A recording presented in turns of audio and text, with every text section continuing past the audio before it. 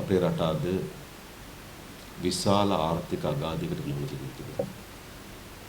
අත්‍යවශ්‍ය භාණ්ඩ ආනයනය කිරීම සඳහා වූ ප්‍රමාණවත් ඩොලර් ප්‍රමාණයක් නැති ප්‍රශ්නයකට අපි මුහුණ දී තිබෙනවා.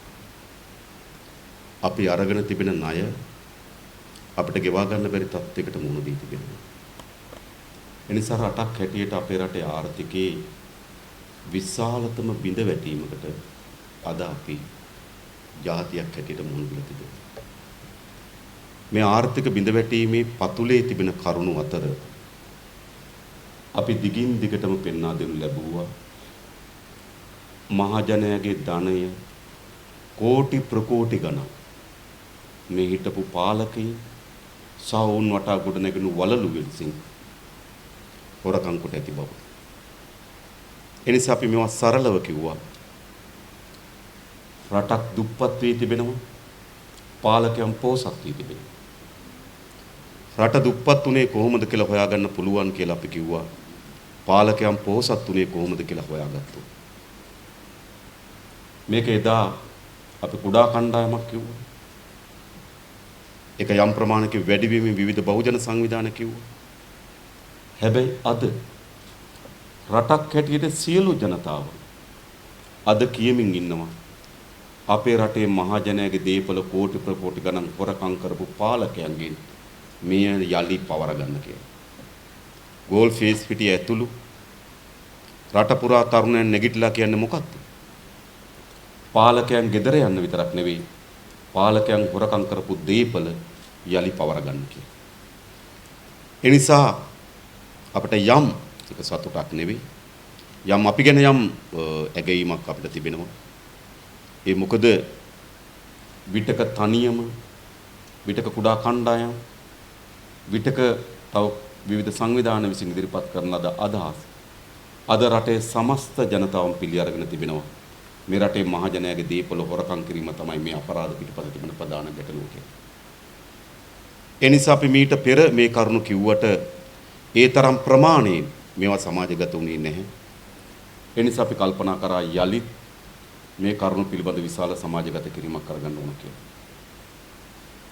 අපි ඉදිරිපිට තියෙන මේ ෆයිල් මේ තියෙන වංචා දූෂණ තොරතුරු මේවා මේ වංචා දූෂණ කියන මහා සයුරේ කුඩා ප්‍රමාණය. කවුරු හරි අර්ථකථන කරන්න එපා මේ සියල්ල කියලා. මේ සියල්ල නෙවෙයි. අපි ගාවත් තව අමතර තියෙනවා. මේ සියල්ල නෙවෙයි. ඒ වගේම මේ තොරතුරු ලබා දීමේදී අපේ රටේ අදට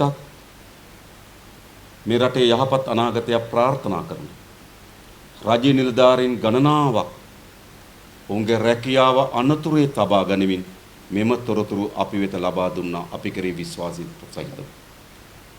ඒ වගේම විවිධ විමර්ශන ආයතනවල නිලධාරීන් විටෙන් විට මේවා සිදු වෙන්නේ නැති වෙනකොට මේ පිළිබඳ තොරතුරු අපිට ලබා දුන්න අඩුම තරමේ ආණ්ඩුව මේවා කරන්නේ නැත්නම් ඕගොල්ලෝ මේවා රටට හරි කියන්න කියලා. ඒ නිසා මේ තොරතුරු ලබා දීමට මැදිහත් වුණු රාජ්‍ය නිලධාරීන්, වගේම විමර්ශන නිලධාරීන් ඒ සියලු දෙනාටම අපි මේ වෙලාවේ ස්තුතිවන්ත වෙනවා. අපි කෙරෙහි විශ්වාසය තබලා මේ තොරතුරු අපිට ලබා දීම පිළිබඳව. ඒ වගේම පහුගිය දවස්වල විශාල හාවක් හුවක් ගියා. කවදද මේවා දාන්නේ නැත්තේ? ෆයිල් තියෙනවද? තියෙනව නම් දාන්න වගේ ඒවා ගියා. සමහර අය මම හිතන සද්භාවයෙන් ඒක Tamanට ඇත්තට මේම තොරතුරු ලබා ගැනීම තොරතුරු දැන ගැනීම පිපාසාවෙන් මේවා ඉල්ලපු බොහෝ පිරිසක් ඉන්න බව අපි දන්නවා. ඒ වගේම කුඩා කණ්ඩායමක් යන් සමච්චලයට හැල්ලුවට මෙම තොරතුරු ඉල්ලපුවා බවත් අපි දන්නවා. ඒ වගේ තවත් කණ්ඩායමක් අපි ගාව තියෙන්නේ මොනවද? යාගේ එකක් තියනවාද දන්නේ නැහැ කියලා. දැනගැනීමේ උවමනාවෙන් මේවා දාන්න කියපු බවත් අපි දන්නවා. එහෙමනේ. මේ කණ්ඩායම්ම මේවා ඉදිරිපත් කරන්න කියලා කිව්වා. ඉතින් යලි අපි ඉදිරිපත් කරනවා. ඒ වගේ මේ තොරතුරු ඉදිරිපත් කිරීමේදී අපි මෙහෙම සැලකිල්ලට භාජනය කරලා තිබෙනවා. අපි දන්නවා වංචනිකයට තියෙන හොඳම අවස්ථාව තමයි තමන්ගේ වංචාවෙන් අපි කොච්චර ඒවා දන්නවාද කියන එක දැන ගැනීම. ඒකත් වැරද්ද. ඒ නිසා අපි ඒ පිළිබඳවත් මෙම තොරතුරු ඉදිරිපත් කිරීමේදී ප්‍රවේශම් වුණා. එමත් අපි ප්‍රවේශම් වෙලා තිබෙනවා. මේක නිකන් නේද? වංචනිකයට සියල්ල එහෙම නැහැ. එහෙම කරන්නේ නැහැ. හරිද? අපි අතිශය ප්‍රවේශම් සහගත වී තිබෙන කුමන පංගුවක්ද කියන්න උන කුමන පංගුවක්ද නොකිය යුත්තේ කියලා. ඒ වගේම මෙතන සමහර ඒවා තිබෙනවා දැනටමත් පැමිණිලි කරලා තිබෙන විමර්ශන ආයතන වෙත. සමහර ඒවා තිබෙනවා විමර්ශන ආයතන විසින් යටපත් කරලා දේවා. සමහර ඒවා තිබෙනවා නීතිපති දෙපාර්තමේන්තුවේ තිබෙන ඒවා. සමහර ඒවා තිබෙනවා නීතිපති දෙපාර්තමේන්තුවේ ලාච්චුවේ කොහොමත් ලාච්චුවේ තමයි හංගපු ලාච්චුවේ තියෙන්නේ. සමහර ඒවා තිබෙනවා අධිකරණයෙන් තාක්ෂණික හේතු මත ඉවත් කරපුවා. පෞගේ කාලේ පුරුද්දක් හැටියට සිද්ධ වෙච්ච. ඒ නිසා මෙවැනි ලිපිගොනු ගණනාවක් මේ ඇතුළේ තිබෙනවා. මම මූලික කරුණු දැක්වීම සඳහා මම කීපයක් තෝරාගත්ත ඔබට. ඒ කියන්නේ මේ කීපය මා තෝරාගත්තේ පදනමක් සහිතව. මේ කීපය මා තෝරා ගනු ලැබුවේ විශේෂයෙන්ම ගත්තොත් දැනට ලෝකයේ කොතනක හෝ වංචා දූෂණ පිළිබඳව මාධ්‍ය වාර්තා කරනවා නම් වංචා දූෂණ පිළිබඳව යම් පර්යේෂණ ආයතනයක් ඉදින් පරීක්ෂණයක් කරනවා නම් මොකක් හරි එකක් ලංකාවෙත් අහුවෙනවා. මේක දැන් සුලභ දසම. එනිසා ඒවා ලන්ඩන් මහා අධිකරණයේදී හෝ එක්සත් ජනපදයේ අපරාධ පරීක්ෂණ දෙපාර්තමේන්තුවෙන් හෝ එතකොට ඕස්ට්‍රේලියාවේ මාධ්‍ය සංවිධාන විසින් හෝ පැන්ඩෝරා හෝ නේද මෙවැනි කිසි දෙයකින් එළිදරව් වීමට පෙර අපි එළිදරව් කරන ලදදී. හැබැයි අපි ස්තුතිවන්ත වෙනවා. අපි විසින් එළිදරව් කරන දේ ජාත්‍යන්තර වශයෙන් මේවා යලි ශක්තිමත් කොට ස්ථීර කොට තිබෙනවා. එනිසා මා පළමුව ඔබට ඉදිරිපත් කරන්න ඒ ෆයිල් කීපයක්. මොනවද? අප ළඟ තිබෙන අප පැමිණිලි දමා තිබෙන විටින් විට අපි පාර්ලිමේන්තුවේ ඉදිරිපත් කරන ලද එහෙත් කිසිදු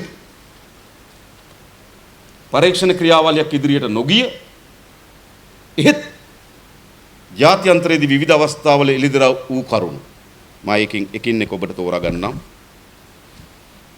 ආරම්භයක් ලෙස විශේෂයෙන් ගත්තොත් ඔබ දන්නවා පහුගියදා ඇමරිකන් එක්සත් ජනපදයේ නඩුවක් ගියා ලංකාවේ ඇමරිකන් එක්සත් ජනපදයේ හිටපු තානාපති ජාලි වික්‍රමසූරිය පිළිබඳව. මේ ජාලි වික්‍රමසූරිය පිළිබඳ ගියපු නඩුව තමයි ලංකාව වෙනුවෙන් තානාපති කාර්යාලයක් මිලදී ගැනීමේදී ඔහු මුදල් වංචා කොට ඇති බව. මේ පිළිබඳව අපි පැමිණිල්ලක් කරලා තිබුණා විමර්ශන ආයතන වෙත. නඩුවක් වාර්තා කරලා තිබුණා. ජාලි වික්‍රමසූරිය අප ලබා පවුල පිටින් පැනලා ගියා. ජාලි වික්‍රමසිංහ යනු මහින්ද රාජපක්ෂගේ ඥාති සොහොයුරෙකි. එතකොට අද මේ මාසේ ජාලි වික්‍රමසිංහගේ නඩුවේ අවසන් තීන්දුව ලබා දීමට නියමිතව තිබෙන එක්සත් ජනපදයේ ඒ පිළිබඳ සමස්ත වාර්තාව තිබෙනවා. ඒ කියන්නේ රජය විසින් ලබා දෙන ලද ඇමරිකානු ඩොලර් 6 මිලියන 6.25. ඒ කියන්නේ ඇමරිකන් ඩොලර් 62,50,000ක මුදලින් ඇමරිකානු ඩොලර්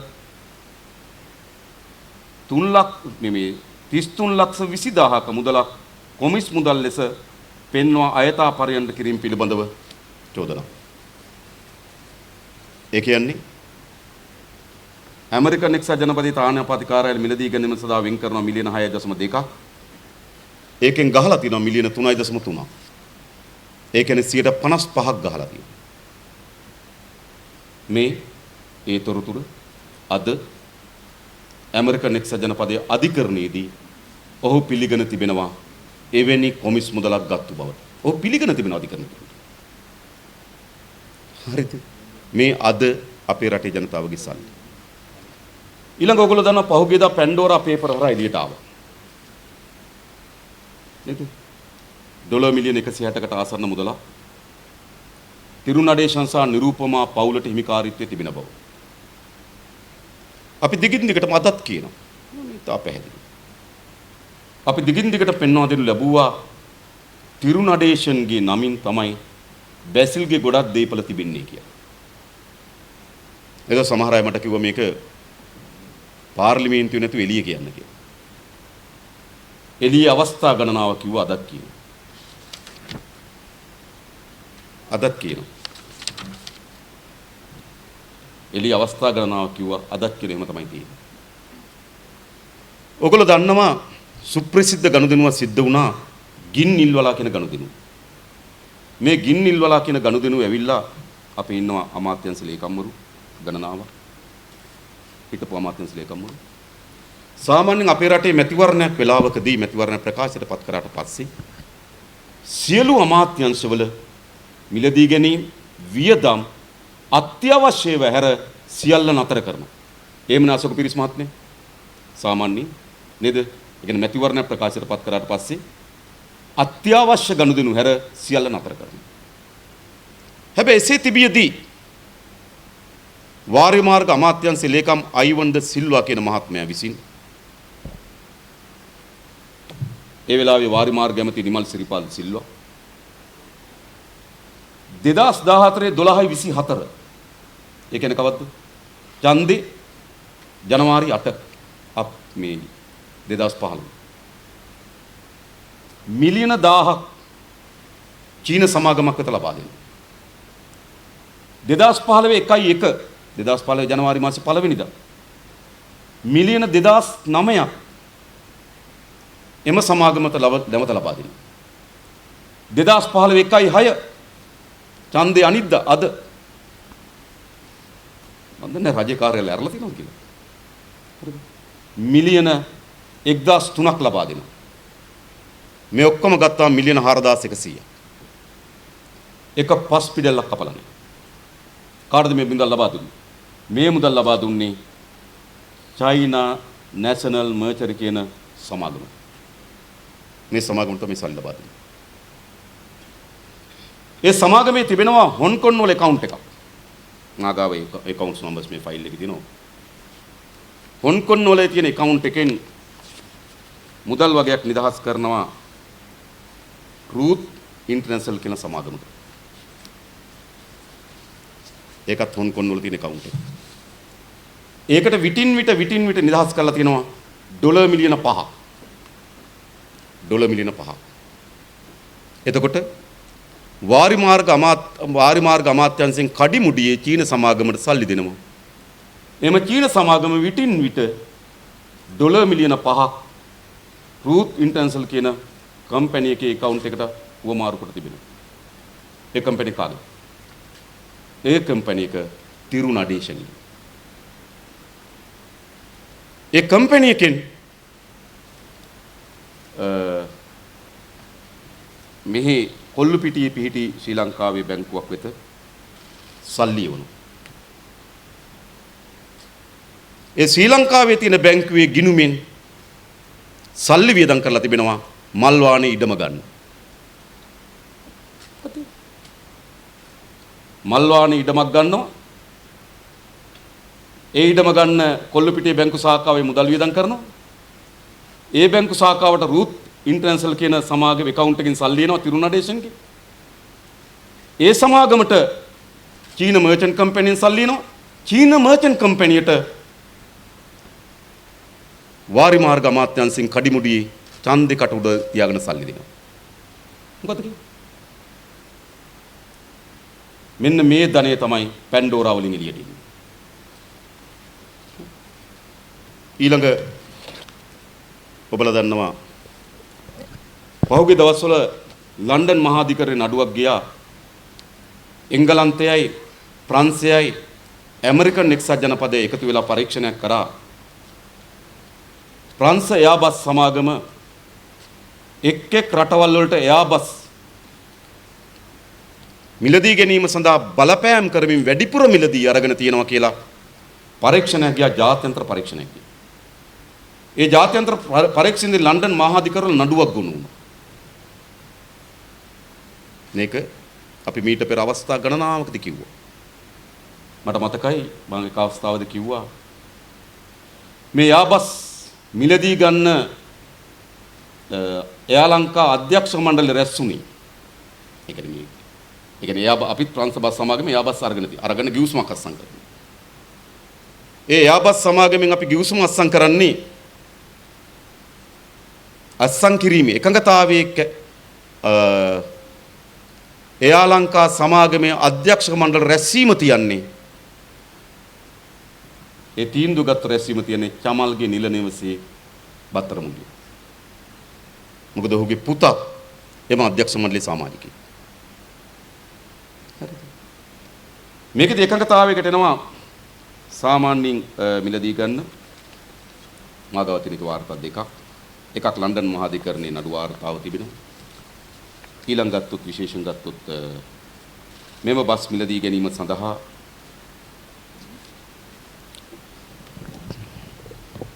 පොඩ්ඩක් මෙතන හදාගමු මේ.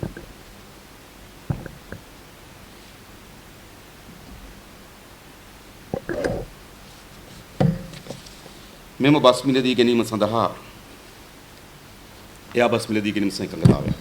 ඒ යාබස් තමයි ඒ 330 වර්ගයේ යාන 6ක් ඒ 350 වර්ගයේ යාන 4ක් සහ ඒ 350 යාන 4ක් කල්බදු ක්‍රමයට ලබා ගන්න. කියන්නේ ඒ 350 ගුවන් යාන 4කුත් ඒ 330 ගුවන් යාන 6කුත් ඒ 350 ගුවන් යාන 4ක් කල්බදු ක්‍රමයටත් මිලදී ගන්න. ඒ කියන්නේ ගුවන් යාන 14ක්. මේකේ සමස්ත මිලදී ගැනීම ඩොලර් බිලියන 2.2යි. ඩොලර් බිලියන 2.2යි මට බලන්න. ලංකා ඉතිහාසයේම සිදු වී තිබෙන විශාලතම මිලදී ගැනීම. සාමාන්‍ය විශාලතම ඉදිකිරීම තිබුණේ හම්බන්තොට වරාය ඩොලර් බිලියන 1.3යි. ඒක තමයි ලොකුම ටෙන්ඩර්. ලංකාවේ ලොකුම මිලදී ගැනීම තමයි මේ අයබස් ගනුදෙනු. මේ මිලදී ගැනීම සඳහා මා කලින් කිව්ව අධ්‍යක්ෂ මණ්ඩල රැස් වෙන්නේ කතානායකවරයාගේ නිල නිවසේදී. මේ මිලදී ගැනීමේදී එකඟතාවයකට එනවා මේ විදිහට. ඒ 330 යානාව සැපීමට පසුව ඩොලර් මිලියනය බැගින්ද ඒ 350 යානාක් සැපීමට පසු ඩොලර් මිලියන 1.6 බැගින්ද කල්බදු ක්‍රමයට ගන්නා යාන 4ට ඩොලර් ලක්ෂ 3 බැගින්ද කප්පම් ගෙවන්න එකඟතාවයකට එනවා. ඔක්කොම ගත්තාම ඩොලර් මිලියන 16.8 එකඟතාවයකට. මේ එළියන කොහෙද? අපි මෙහෙ කිව්වා නැවත නැවත කිව්වා මේ සියලු තොරතුරු අද ලන්ඩන් මහාධිකරණයේ තිබෙනවා. ඊට පස්සේ මෙම පරීක්ෂණය යනකොට මේ ඩොලර් මිලියන 16ම ලැබුණේ නැහැ. මොකද ආණ්ඩුව පෙරළුණා. ඩොලර් මිලියන 2ක අත්තිකාර මුදල් ලබා දී තිබුණා. ඒ ඩොලර් මිලියන 2 අත්තිකාර මුදල බ්‍රූනායි වල පිහිටි ඒ වෙනකොට එයා ලංකා එකේ ප්‍රධාන විධායක නිලධාරී කපිල චන්ද්‍රසේනගේ බිරිඳගේ account එකට ඒ ඩොලර් මිලියන 2 ගිහින් තිබෙනවා බ්‍රූනායි වල. ඒ බ්‍රූනායි වල ඩොලර් මිලියන 2 ඕස්ට්‍රේලියාවේ account එකකට මාරු කරනවා. ඕස්ට්‍රේලියාවේ account එකෙන් යම් මුදල් ප්‍රමාණයක් ලංකාවේ ගිණුම් 3කට එනවා. ඒකෙන් එක ගිණුමක් තමයි නිමල් පෙරේරාගේ ගිණුම. ඊයේත් ආවේ මම ඉගෙන කියන පසු. නිමල් පෙරේරාගේ account එක. මේ දණී. ඒ විතරක් නෙවෙයි. ඔයගොල්ලෝ මතකාර දින 52 ආණ්ඩුවක් හැදුනා. මොකද කපිල චන්ද්‍රසේන ආණ්ඩුව බිඳ වැටුණට පස්සේ ගියා. ඊට පස්සේ ආවේ සුරේන් රත්වත්ති. එයා ගැන මම වෙනම කියන්නේ. ඊට පස්සේ මොකද සිදුවේ? ඊට සිද්ධ වුණු දේ තමයි අර දින 52 ආණ්ඩුවේදී යලි මහින්ද රාජපක්ෂ මේ කපිල චන්ද්‍රසේන වගේ ලපදාන විදා කියලා දාරි කරා. මොකද මේ තියෙන ලිංගතුම බැඳීම ඥාතිත්වේ. මොකද දින 52 කෙටි කාලෙටත් එයා ලංකාවකටද මෙමියා. එයාගේ කවුන්සල් තමයි මේ සල්ලි. මේ තමයි අපේ රටේ ලන්ඩන් වලදී එළිදර වුණු පංචාව පිළිබඳ කරුණු. ඒ වගේම තවත් දීර්ඝ පරීක්ෂණයක් ගියා මේ එයාබස් නැවත විශාල පරීක්ෂණයක් විශාල උත්සාහයක් දරුවා යහපාලන කියන ආණ්ඩුව මෙම එයාබස් ගිවිසුම කැන්සල් කරන්න.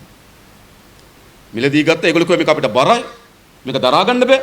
මේක කැන්සල් කරන්න ඕන කිව්වා. කැන්සල් කරන්න කිව්වා. කැන්සල් කිරීම සඳහා ඩොලර් මිලියන 115ක් ගවලා. ඩොලර් මිලියන 115. ආසන්න වශයෙන් ගත්තොත් තෙල් නැව් 4ක්. මාසෙකට තෙල්. අපි ප්‍රශ්න. කැන්සල් කරන්න. කිසිදු කැබිනට් මණ්ඩලයේ අනුමැතියක් නැහැ. ඒ කැන්සල් කරන්න. සුරේන් රත්වත්ත ඒ වෙලාවේ සමාගමත් එක්ක සාකච්ඡා කරන ගමන් SMS පණිවිඩයක් යවනවා. මෙන්න මේ කොන්දේසි වලට එකඟතාවය ඇවිල්ලා තිබෙනවා මොකද කරන්න කියලා. චරිත රත්වත්ත. එතනින් ආපහු SMS පණිවිඩෙනවා do it ඔච්චරයි. ඔන්න රටේ ගනුදෙනු සිද්ධ වෙච්ච ඉතින්. එතන ඩොලර් මිලියන 115ක්. ඒකේ සමස්ත විස්තරයද අප සතුව තිබෙනවා. ඒ වගේම ඔබ දන්නවා ඊයේ දිනේදී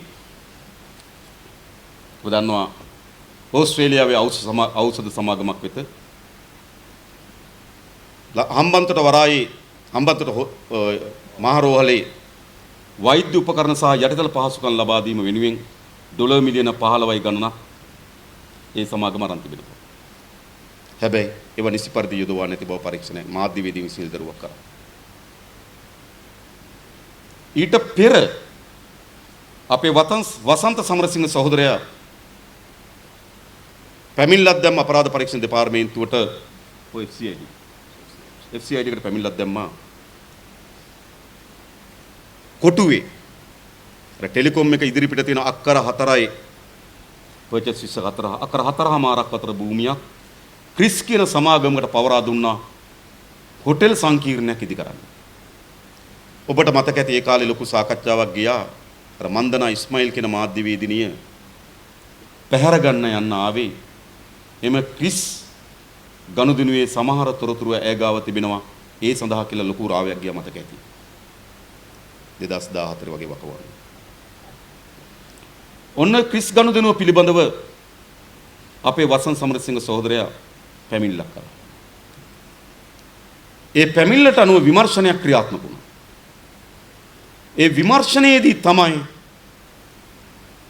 සිංගප්පූරු වල පිහිටි account එකකට සල්ලි මාරු වී තිබෙන බවත් අර ඖෂධ සමාගමෙන් එතෙන්ට සල්ලි එවා තිබෙන බවත් ඒ සල්ලිත් නිමල් පෙරගේ account එකට ඇති වී තිබෙන බවත් ක්‍රිස් එකේ සල්ලිත් නිමල් පෙරගේ account එකට ගොස් තිබෙන බවත් මෙක්කම ලදර වී තිබෙනවා. මා හිතන්නේ පිළිබඳව වැඩි විස්තර ඒක තියෙන සම්පූර්ණ හම්බන්තොට රෝවල සහ සම්පූර්ණ විස්තර අපේ වසන්ත සමරසිංහ සහෝදරයා පිළිබඳව වඩාත් විස්තර දන්නවා. ඒ පිළිබඳව තොරතුරු අපි ගාව තිබෙනවා. ඊළඟ ප්‍රධානම ප්‍රශ්නේ තමයි පහුගිය කාලේ සිද්ධ වුණු ඒක තමයි අපේ රටේ සිද්ධ වුණු තාමත් බරපතල අපේ අමාත්‍යාංශයේ ලේකම්වරු ඉන්නවා. මේගොල්ලෝ දන්නවා.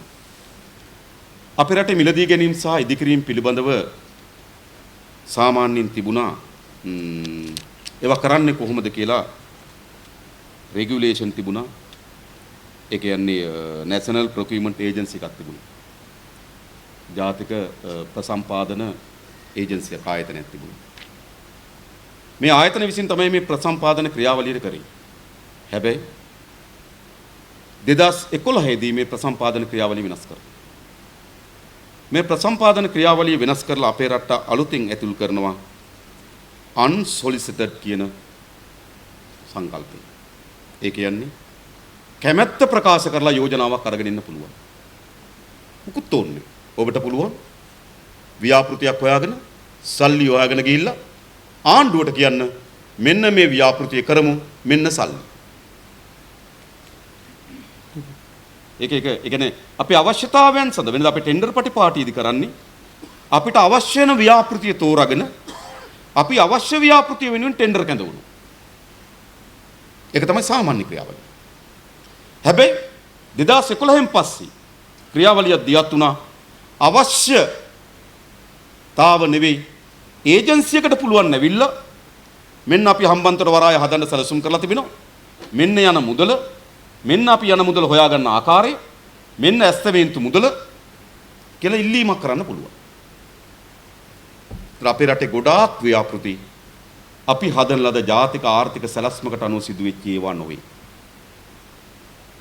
2011න් පස්සේ සිදු ගොඩාක් ව්‍යාපෘති 90ක් ව්‍යාපෘති මේ විදිහට කැමැත්ත ප්‍රකාශ කිරීම හරහා ඇති කරලද ව්‍යාපෘති. ඒවා අපිට ඵලදායීතාවයක් තිබෙනවද? ඒවා අපිට ඒ වියදම හරිද කියලාවත් පරීක්ෂණයක් කරන්නේ නැහැ. ඒ සඳහා ස්ටෑන්ඩින් කැබිනට් අපොයින්ට්මන්ට් රිවිව් කමිටි එකක් පත් කරා අමාත්‍යංශ ලේකම්වරුන් 7 දෙනෙක්. ඒ 7 දෙනාත් එක තමයි මේ සාකච්ඡාව යන්නේ.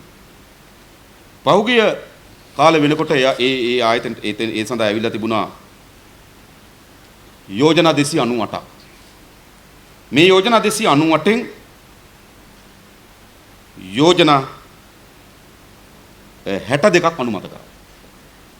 අනිත් ඒවා ප්‍රතික්ෂේප කරා. එයි ඔවුන් බලන මේ සක්්‍යතාවයෙන් යුතුද? මේක අපිට අවශ්‍ය ව්‍යාපෘතියක්ද? මා කියන්නේ මිලදී ගැනීමේ ක්‍රමවේදයකට නරකම නැහැ. ටෙන්ඩර් පටිපාටිය පිළිබඳව අපිට චෝදනාවක් තිබෙනවා. හැබැයි අපිට පුළුවන් සත්භාවයෙන් නම් අපි කරන්නේ. ඉතින් කෙනෙක් ගෙනල්ලා රයිට් ඔයාගේ ඉන්නේ මොකද්ද? හොඳද? පොලි අනුපාතික කොහොමද? අපිට සක්්‍යතා අධ්‍යයන පරිසර අධ්‍යයන වාර්තා කොහොමද? මේකේ ප්‍රතිඵලදායකත්වය තියෙනවද කියලා අපි සාකච්ඡා කරලා එකඟතාවයකට එන එක. සත්භාවයෙන්. නරක ක්‍රමයකුත් නෙවෙයි. හැබැයි මොකද සිදුවී තිබෙන්නේ?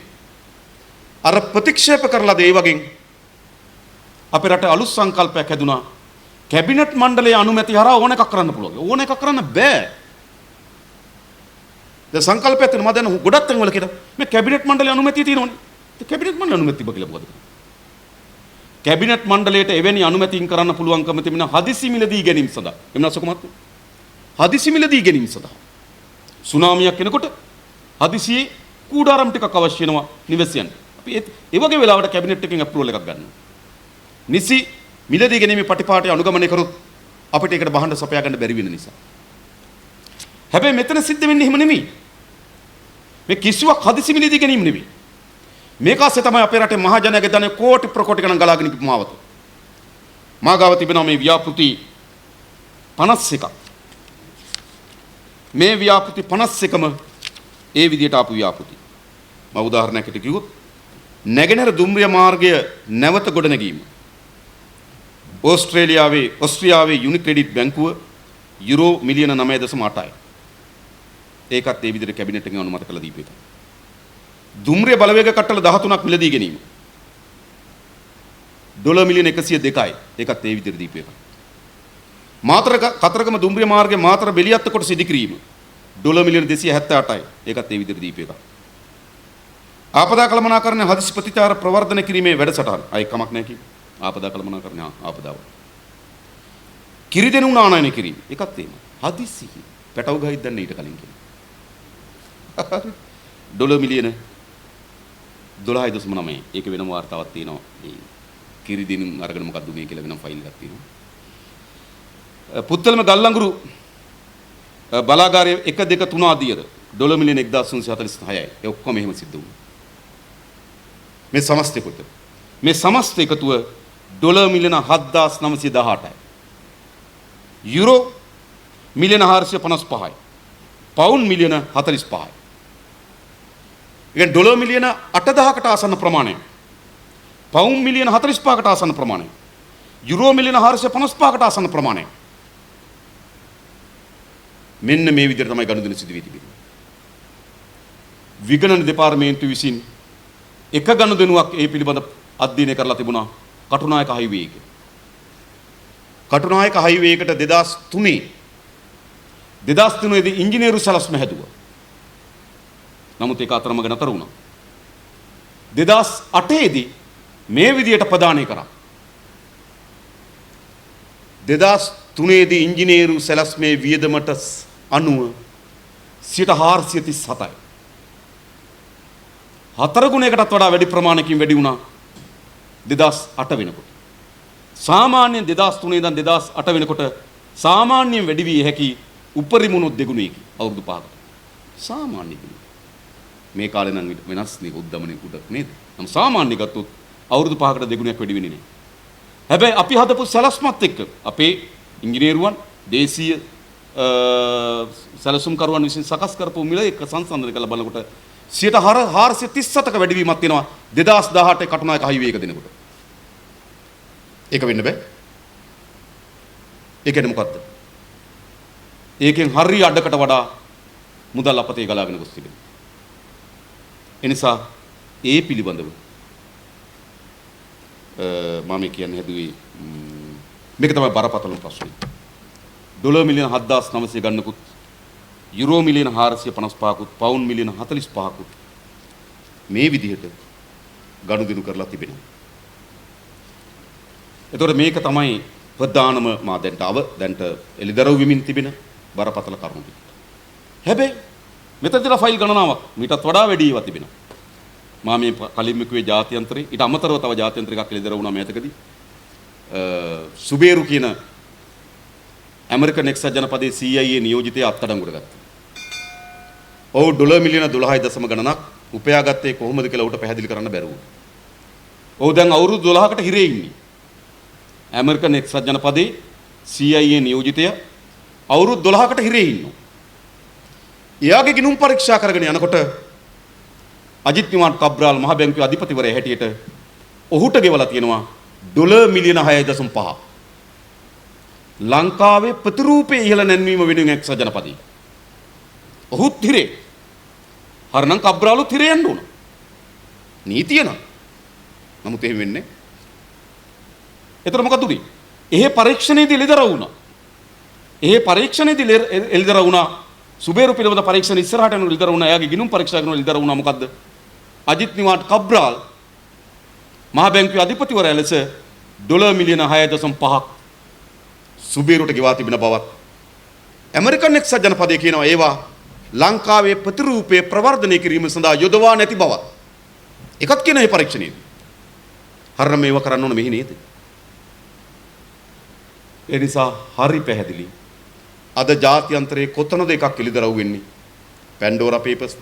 පැනමා පේපර්ස්ද? ලන්ඩන් මහාධිකරණයේද? ඕස්ට්‍රේලියාවේ මාධ්‍යවේදීන්ද? නේද? එක්සත් ජනපදයේ තානාපති කාර්යාලය මිලදී ගැනීමද? එක්සත් ජනපදයේ CIA නියුක්තියක අත්අඩංගුවට ගැනීමද? මේ ඔක්කොගෙම අපේ රටේ ඉහළ දේශපාලනයෙන් සහ රාජ්‍ය නිලධාරීන් කණ්ඩායමක් අත්අඩංගුවට පත් වී තිබෙන එළිදරව් වී තිබෙනවා. මේ සියල්ල මේ දේශපාලන රැකවරණ සහිතව සිදු වූ දේ. ඒ වගේම අවසන් වශයෙන් කියන්නේ තව මේක වැඩක් තියෙනවා. මම හිතුවේ මෙහිම මේ ඔක්කොම කියන්න බෑ. එක එක්කෙනාට අවිල එක එක ෆයිල් එක අරන් දෙන්න මම ඒක එක කියන්නේ. මොකද හිතන්නේ? මම්ම තෝරාගෙන කියනකට වඩා හොඳයි නේ? ඈ? තියෙනවා. හරිද? ඉතින් කාට හරි ඇවිල්ලා ෆයිල් එකක් තෝරලා දෙන්න. ඉතින් ඒ ෆයිල් එකේ මොකද්ද තියෙන්නේ කියලා අපිට පැහැදිලි කරන්න පුළුවන්. මොකද දන්නවද? අපේ රටේ මේ දූෂණය කියලා කියන්නේ තනි මිනිහෙක්ගේ තනි හිතුවක්කාරී වැඩක් නෙවෙයි. ඒ කියන්නේ දරුවෙක් එහාවත්තට පැනලා අඹගෙඩි දෙකක් පොල් ගෙඩි දෙකක් ඇහිඳනවා වගේ ප්‍රශ්නයක් නෙවෙයි මේ. ඒක තනි හිතුවක්කාරී වැඩක්. මේක තනි හිතුවක්කාරී වැඩක් නෙවෙයි. මේක රාජ්‍ය යාන්ත්‍රණයක ආශිර්වාදයේ සහිතව ජනතාවගේ ජනවාරමය බලය ජනතා පරමාධිපත්‍ය සහිත පාලන බලයට පත් වූ කණ්ඩායමක් තමන්ගේ රැකවරණ සහිතව දියත් කරන මහා පරිමාණ විනාශකාරී ක්‍රියාවලිය. මේකට ඉන්නවා දේශපාලකයන්. මේ දූෂිත වලල්ලක් සමන්විත වෙලා තිබෙනවා. ඒකට දේශපාලනකින් කණ්ඩායමක් ඉන්නවා. දේශපාලක විතරද? ඒකට ව්‍යාපාරික වලල්ලක් ඉන්නවා. මෙතන තියෙනවා. සීනි බදු වංචාව තියෙනවා. ව්‍යාපාරිකව වැඩ බදු වංචා තියෙනවා. ව්‍යාපාරිකයන් හෝ රේගු බදු වංචා තියෙනවා. ව්‍යාපාරිකයන් හෝ දේශපාලන වලල්ලක් වගේම ව්‍යාපාර ඉතාමත් මා කියන්නේ අපේ රටේ කර්මාන්ත කරන අපේ රටේ නිෂ්පාදනය කරන ව්‍යාපාරිකයන් වේ ඩීල් කරුවන් අතලොස්සක් ඉන්නවා. ඩීල් කරුවන් අතලොස්ස. එතකොට මේ වලල්ල එක පුරුක. ඊළඟ මේ වලල්ල ඉන්නවා අපේ 2400ක් වන පරිපාලන සේවයේ 50ක වගේ පිරිසක් මේ වලල්ල ඇතුළේ ඉන්නවා. එතකොට මේක රාජ්‍ය පරිපාලනයේ කණ්ඩායමක් මේ දූෂිත වලල්ලේ ඉන්නේ. ඔවුන් පිළිබඳව මේක විස්තර දෙනවා. සමහර ලේකම්වරු සමහර අධ්‍යක්ෂකවරු දැන් මම කලින් කිව්වා අයිවන් සිල්වා ලේකම්වරු ඒ පිළිබඳව තොරතුරු දෙන්න. ඊළඟ මේ දූෂිත වලල්ල ඉන්නවා විමර්ශනය කරන කණ්ඩායමේ කොටසක්. 84000ක් වන පොලිසියෙන් කුඩා ප්‍රමාණය 50ක 60ක කුඩා 13ක් මේ දූෂිත වලල්ලේ කොටස් කරුවා. ඊළඟ මේ දූෂිත වලල්ලේ ඉන්නවා යම් මාධ්‍ය හිමිකරුවන්. ඔවුනුත් මේ දූෂිත වලල්ලේ කොටසක්.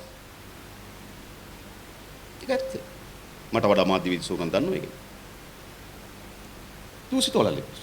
තව අපි කැමති වුණත් අකමැති වුණත් යථාර්ථේ නම් නීතිය මොකද්ද අධිකරණයට නඩු ගොනු කරන හා නඩු වග විභාගයට ලක් කරන තැන්වල මේ දූෂිත වලල්ලේ කොටසක් ඉන්නේ.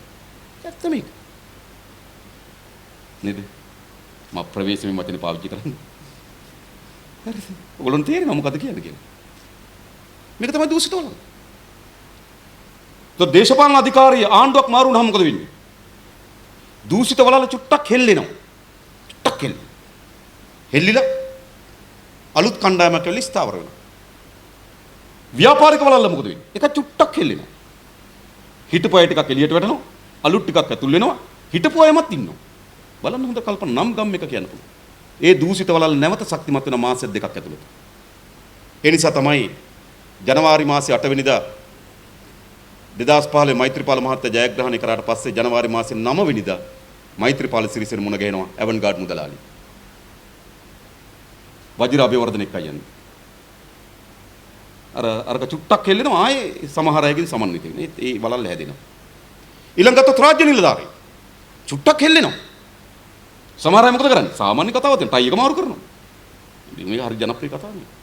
ආයේ ඒකත් අර දූෂිත වලල්ලේ ආයේ දූෂිත වලල්ල කණ්ඩායම සම්බන්ධ වෙනවා. ආරක්ෂක නීති විසඳන මේ හැමතැනම මොකද වෙන්නේ? චුට්ටක් හෙල්ලෙනවා. ආයේ මොකද වෙන්නේ? අරකට එක ස්ථාවර වෙනවා. ඒ නිසා අපි හුදු ආණ්ඩු පෙරලියකින් පමණක් මේ දූෂිත වලල්ල පරාජයට පත් කරන්න බෑ. හුදු ආණ්ඩු පෙරලියක විතරක් කරන්න. මේකට අවශ්‍ය වෙනවා වංචා දූෂණ වලට එරෙහිව ප්‍රබලතම මහජන ව්‍යාපාරය කරා පමණයි මේ දූෂිත වලල්ල පොඩි පට්ටම් කළ හැකි වන්නේ. එහෙම නැතුව බෑ. මේක දූෂිත වලල්ලක්, තාප්පයක්, චීන මාස් පාකාරය වගේ. නේද? ගලක් දෙකක් ගැලවෙනවා, ගලක් දෙකක් හයි වෙනවා. ආයෙ ගලක් දෙකක් ගැලවෙනවා, ගලක් දෙකක් හයි වෙනවා. ඒ දූෂිත තාප්පේ ඒ විදිහටම තියෙනවා. මේ පොඩි පට්ටම් කරන්න ඕන. මහජනයාගේ ධනය කෝටි ප්‍රකෝටි ගණන් නැති කරලා අද දරුවට කිරිපි පැකට් එකක් නැතුව අද අපේ රටේ පෝලිං වල 8ක් 10ක් මිය ගියා. නේද? මේ දූෂිත වලල්ල දඬුවම් දෙන්න ඕනේ නැද්ද? අන්නේ දූෂිත වලල්ලත් එක්ක හැප්පෙන්න පුළුවන්කම තිබෙන්නේ අපි හැමදාම කියනවා දූෂිතයකට දඬුවම් දිය හැකි වන්නේ අදූෂිත ව්‍යාපාරයකට විතරයි. අන්න අපි ඒක ගොඩ නගනවා. දූෂිතයකට තව දූෂිතයකට දඬුවම් දෙන්න බෑ. ඉතින් අපි මේ පිළිබඳ කරුණු බලමු. ඒ වගේම මේ ෆයිල් පිළිබඳ කිව්වොත් මෙතන දේශපාලකයන්ගේ තියෙනවා, රාජ්‍ය නිලධාරීන්ගේ තියෙනවා, ව්‍යාපාරිකයන්ගේ තියෙනවා, විමර්ශන නිලධාරීන්ගේ තියෙනවා, විමර්ශනයේ උඩින් ඉන්න නිලධාරීන්ගේ තියෙනවා. කට්ටිය. හරි. අපි දන්නේ මේ ආරුම් පුදුම දේවල් නෙවෙයි. හරිද? මොකද්ද? නේද? අල්ලස්සෝ දූෂණ කොමිස් සභාවේ සභාපතිවරයා අල්ලස්සක් කරන් ඒ අල්ලස් කොමිසම නඩුවක් තියෙනවා.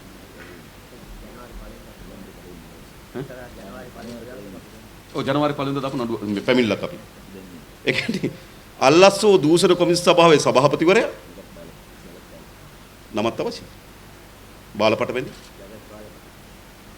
ඔහු වාහනයක් එකලස් කිරීමේ එක නිදහස් කිරීම වෙනුවෙන් ඔහු වාහනයක් පගාවට අරගෙන ඒක පිළිබඳ නඩුවක් ඔහුට තියෙන පැමිණිල්ලක් ඒකේ. අල්ලස් කොමිසම. වටකල සහෝදරය අපේ සුනිල් හඳුරු සහෝදරය පැමිණිල්ල දෙන්නේ. ඉතින් මෙහෙමයි වෙලා තියෙන්නේ. හරිද? ඒ නිසා අපේ රට මේ දූෂණයේ වංචාවේ ගොදුරක් බවට පත් වෙච්ච අහිංසක දූපතක්. ඒ නිසා මේකට විරුද්ධව අපි හැප්පෙන්න ඕනේ. ඒ නිසාම අවසන් වශයෙන් ඔබට තවත් දීර්ඝ කතා කරන්න නැතුව ඔබට අවස්ථාව. මේකේ තියෙනවා අපි තෝරාගත්ත විදිහක් තියෙනවා ටිකක් මේ උඩම තියෙන ටිකක් ලොකු ලොකු වගේ ඒවා. නැත්ත ඈ? ඔව් මේ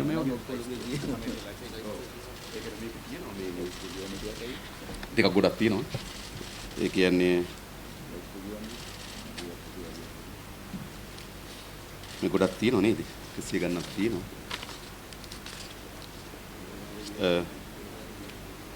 ඉතින් මේ ඔක්කොම තියෙන මේකේ බලන්න. ඉතින් මම හිතන ෆයිල් එකක් ගත්තාම නේද? එහෙම හොඳයිද? මොකද කියන්නේ? කවුද ඉස්සෙල්ලාම වාසනාවන්තයා? මේක තමයි ලොකු ඒවා තියෙන මේ වගේ තමයි සාමාන්‍ය ඒවා තියෙනව නේද? මේ පුතම් තියෙනවා. මේක මම තව කියන්න ඕනේ. මේ දූෂණය තියෙන්නේ මිලදී ගැනීම වල තිබෙනවා. ප්‍රදානයන් කිරීම වල, ඒ කියන්නේ අපි ටෙන්ඩර් ප්‍රදානයන් කිරීම වල තිබෙනවා. ඊට අමතරව ගත්තොත් රජයේ ඉඩම් පැවරීම වල තිබෙනවා. ඊට අමතරව ගත්තොත් මේ දූෂණයන් ඇතුලේ රජයට කිසිදු බඳවා ගැනීමේ පටිපාටිකින් තොරව සේවකයන් බඳවාගෙන කරලාද බලපතන හානි පිළිබඳව මෙහි තිබෙනවා. ඉතින් මම සූදානම් සමහරව අපේ හඳුනන සහෝදරයෝ ඉන්නවා, සමහරව අපේ වසන්ත සහෝදරයෝ ඉන්නවා. අවබෝධය තියෙන අය අපි කරුණු කියන්න පුළුවන්.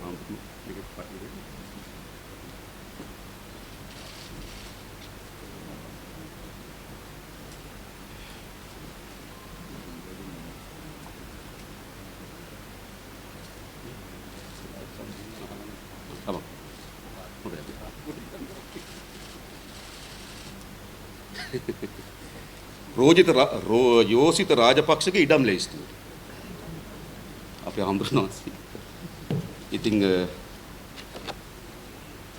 සිරිබෝපුර කැලය ඔප්පු අංක 41.29 ඉඩම් ප්‍රමාණය හෙක්ටයාර 0.5යි රුපියල් මිලියන 1.6යි මිලදී ගත්තු විට.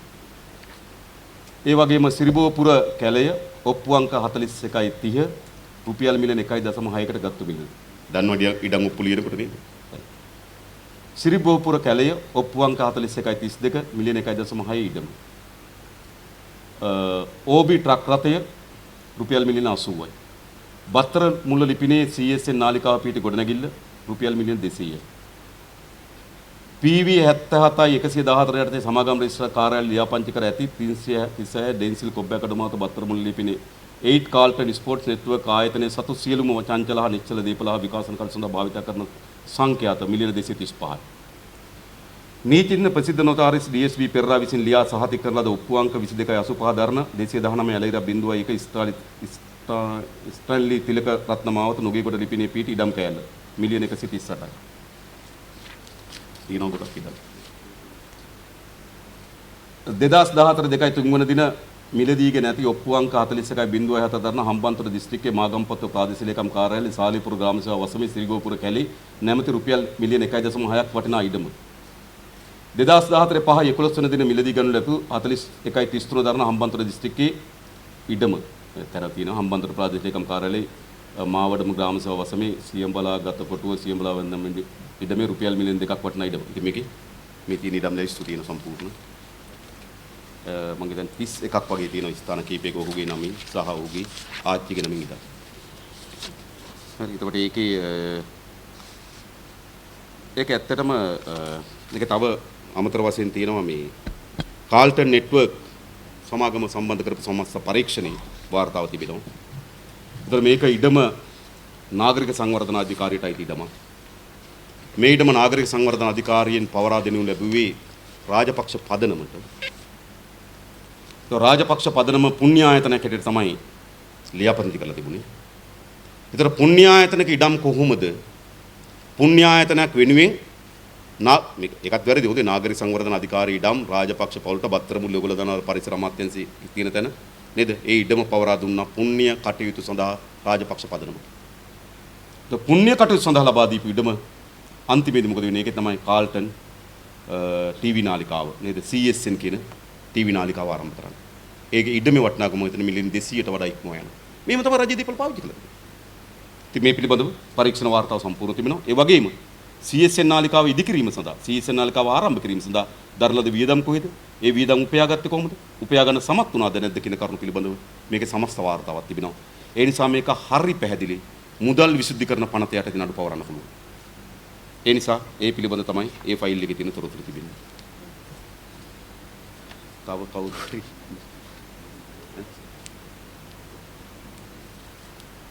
තව තියෙනවා කවුරු හරි ඇවිල්ලා අරන් දෙනවනම් තමක් එන්නේ කවුරු හරි මාධ්‍ය කවුරු හරි ඉන්නවනේ ඔව් නාමල් රාජපක්ෂ විශාල පැමිණිලි ප්‍රමාණයක් ඇත්තටම අපරාධ පරීක්ෂණ දෙපාර්තමේන්තුවට FC අඩියකටත් දැම්මා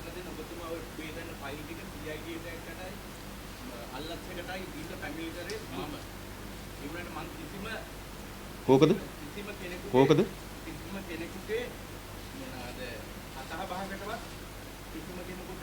කොයි පැමිණිල්ලද ඔය කියන්නේ පාලන පක්ෂයකටවත් මගේ මේ තියෙනවා මම තනියෙන් කරපු අරගල මොකද්ද මොකද්ද ඔක්කොම තියෙනවා ඔබතුමාලට බලත හැකි මම මට මඩ ගහනවා ඒ වුණාට මම කිසිම දේශපාලන පක්ෂයකටවත් කිසිම මොනවාද කඩියන්නේ කාටවත් සුවාදීන පුරවැසියෙක් වශයෙන් සුවාදීන ඔබතුමාලට තමයි ඡන්දෙ දුන්නේ කලුතරින් හොයන්නේ කමන්ත මම පක්ෂයට එනකරේ ওই ජයන්ත සමරවීට රුපියල් 100 පෙට්‍රල් ගහන්න දුන්නේ මම මොකද්ද ප්‍රශ්නේ මම ඒකනේ මම ඡන්දයට ඡන්දෙ දුන්නේ වෙනකම් ඔබතුමාලට මම මේක දැම්මේ ඔබතුමා අපහසුතාවයකට කරන්න මේ වෙලාවේ තමයි රටට හොඳම දේ මේ ටික අරගෙන සල්ලි අරන් දෙන්න අපි රාජපක්ෂලාට විරුද්ධව දේශපාලන පාර්ලිමේන්තුවේ හොඳම කෙනා ඉතින් ඒක මේ බලතහක මේ මගේ මම කවුද කියලා හොයලා බලතහක හරි ඔබතුමාගේ බලතහක මම ෆයිල් එකක් අරන් දෙන්න නෑ නෑ එපා මේක ගත්තා තව එකක් දෙන්න හරි හරි දෙන්න මම මේ සත්භාවයෙන් කරන්නේ හොඳයි හොඳ අනිවාර්යයෙන් රයිට් සත්භාවයෙන් ඔබතුමාට තමයි පාර්ලිමේන්තුවේ ගරු කරන മന്ത്രിවරයෙක් වශයෙන් මම කරන්නේ හොඳයි හරි මේක ඇවිල්ලා මේ ඉස්සලා අපේ කවුද නාමල් අරන් දුන්නේ ඉතින් නාමල්ගේ මිත්‍රයා බැසිල්ගේ ෆයිල් එක. හරිද? කොහොමද වැඩිපුර පැනලා දාලා තිනවා. මේකේ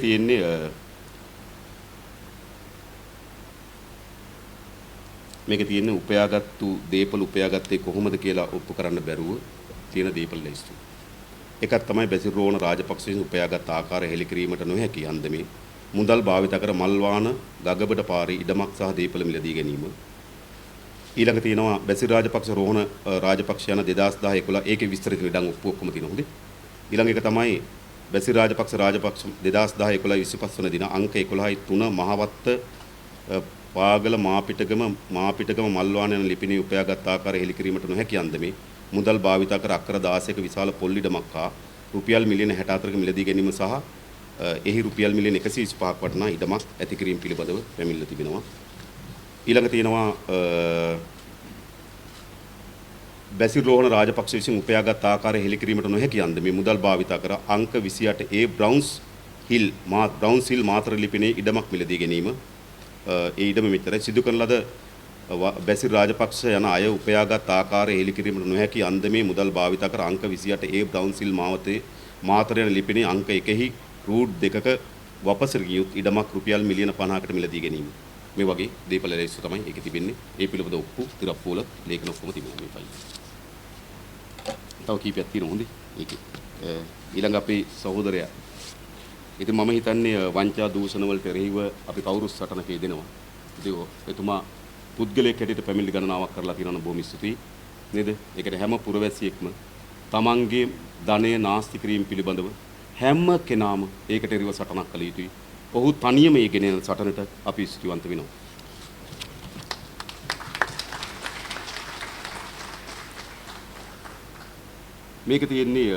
මේක සම්පූර්ණ තියෙන්නේ මෛත්‍රීපාල සිරිසේන මහත්මයා 2018 ඉල්ලනකොට අපේ රටේ රාජ්‍ය සේවී ITN එක ඊට පස්සේ CTB සංචාරක ප්‍රවර්ධන මණ්ඩලය මේ ආදී ආයතන ගණනාවක් මහින්ද රාජපක්ෂ මහත්මයාගේ මැතිවරණ ව්‍යාපාරය ප්‍රවර්ධනය කිරීම වෙනුවෙන් මෛත්‍රීපාල සිරිසේන මහත්මයාගේ මැතිවරණ ව්‍යාපාරයට අපහාර එල්ල කිරීම වෙනුවෙන් විශාල රාජ්‍ය මුදල් අවභාවිත කරලා තිබෙනවා.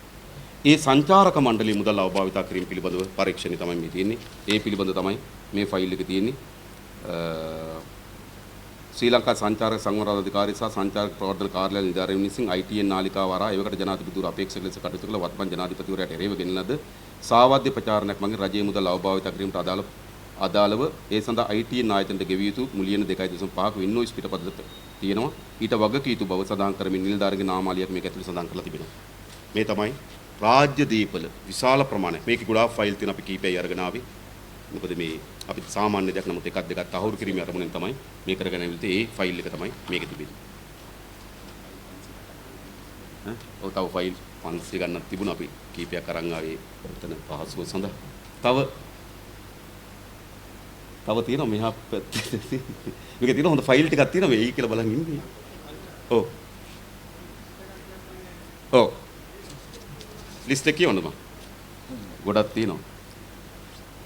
සංචාරක සංවර්ධන අධිකාරිය මුදල් අවභාවිතාව අයිතු මුදල් ලිපීම බෙසිල් රාජපක්ෂ අයිතු වන්දි මුදල් ලිපීම ඩේසි ෆොරොස්ට් ශ්‍රී ලංකා නැව් සංස්ථාවේ නැව් විකිණීමේ සිදුවී අක්‍රමතා ජාතික ලොතරැයි මණ්ඩලයේ මිලියන 18ක මුදල් භාවිතාව එන්ට්‍රස් සිකියුරිටි මේක ඉතාල වැදගත් එකක් එන්ට්‍රස් සිකියුරිටි එක ඔයගොල්ලෝ කවුරුත් දන්නා එන්ට්‍රස්ට් එක ජාතික ලොතරැයි මණ්ඩලයේ මිලියන 18ක මුදල් භාවිතාව රුපියල් මිලියන 25ක බඩිරු වංකා ඒකේ වංචාව ගව කෝපරේට් සහ CNR කන්සල්ටන්ට් සමාගමේ මේකේ වසන්තදා පැමිණිලා මේක තියෙනවා මැදමුල්ල රාජපක්ෂ අනුස්මරණ කෞතුකාගාරයේ ස්මාරක ඉදිකිරීම ගුවන් හමුදාවට මිග්ඥාන මිලදී ගැනීම සම්බන්ධ සිදු වංචාව හෙජින් ගනුදෙනු මේක තාමත් බරපතල හෙරින් ගනුදෙනු මේක යටම ගියා මේක කෝටි 800කට වඩා වැඩි මුදල් ප්‍රමාණයක් අපිට අහිමි වෙලා තියෙනවා ඩොලර් වලින් ඒ කියන්නේ හරියට ගත්තොත් රුපියල් මිලියන 9950 ඒ කියන්නේ බිලියන රුපියල් බිලියන 10ක් මේ ගණනය කරලා තිබෙන්නේ ඩොලරේ රුපියල් 130ට හොඳේ හරිද දැන් ගත්තොත් මේ වගේ තුන් ගුණයක් ඒ කියන්නේ ඩොලර් බිලියන 30ක විතර වංචාවක් මේ හෙජින් එකෙන් අපිට සිදු වී තිබෙනවා ඒකේ සමස්ත වාර්තාව තිබෙනවා ඒ හෙජින් පිළිබඳ සංකල්පයේ කැබිනට් මණ්ඩලයට ඉදිරිපත් කරේ අජිත් කුමාර් කබ්‍රාල් කැබිනට් මණ්ඩලයේ අනුමැතිය දෙන්නත් කලින් ගිවිසුම සකස් කළ තිබුණේ පී.බී. ජයසුන්දර එනිසා මේගොල්ලෝ එකතු වෙලා කරලාද වංචාව ඒකේ සමස්ත මම ඒක තමයි සවිස්තරාත්මක වාර්තාවක් තිබෙනවා උප කොන්ත්‍රාත් කෙරවල පිටි විදුලි බලාගාරය ඉදිකිරීමේ සිදු කළ වංචාව උප කොන්ත්‍රාත් ලබා දීමේ ක්‍රීඩා අමාත්‍යාංශය මේ ක්‍රීඩා අමාත්‍යාංශ උප කොන්ත්‍රාත් ලබා දෙන්න එකක් හදලා තිබෙනවා ඒ කියන්නේ මිලියන 30ට වඩා අඩු සියලුම කොන්ත්‍රාත් අමාත්‍යාංශයෙන් නම් කරන ආයතනයකට දෙනවා ඒ ආයතනේ නාවල පිටි ආයතනය ඒ සමස්ත විස්තර මේකේ තිබෙනවා ඊළඟ ගත්තොත්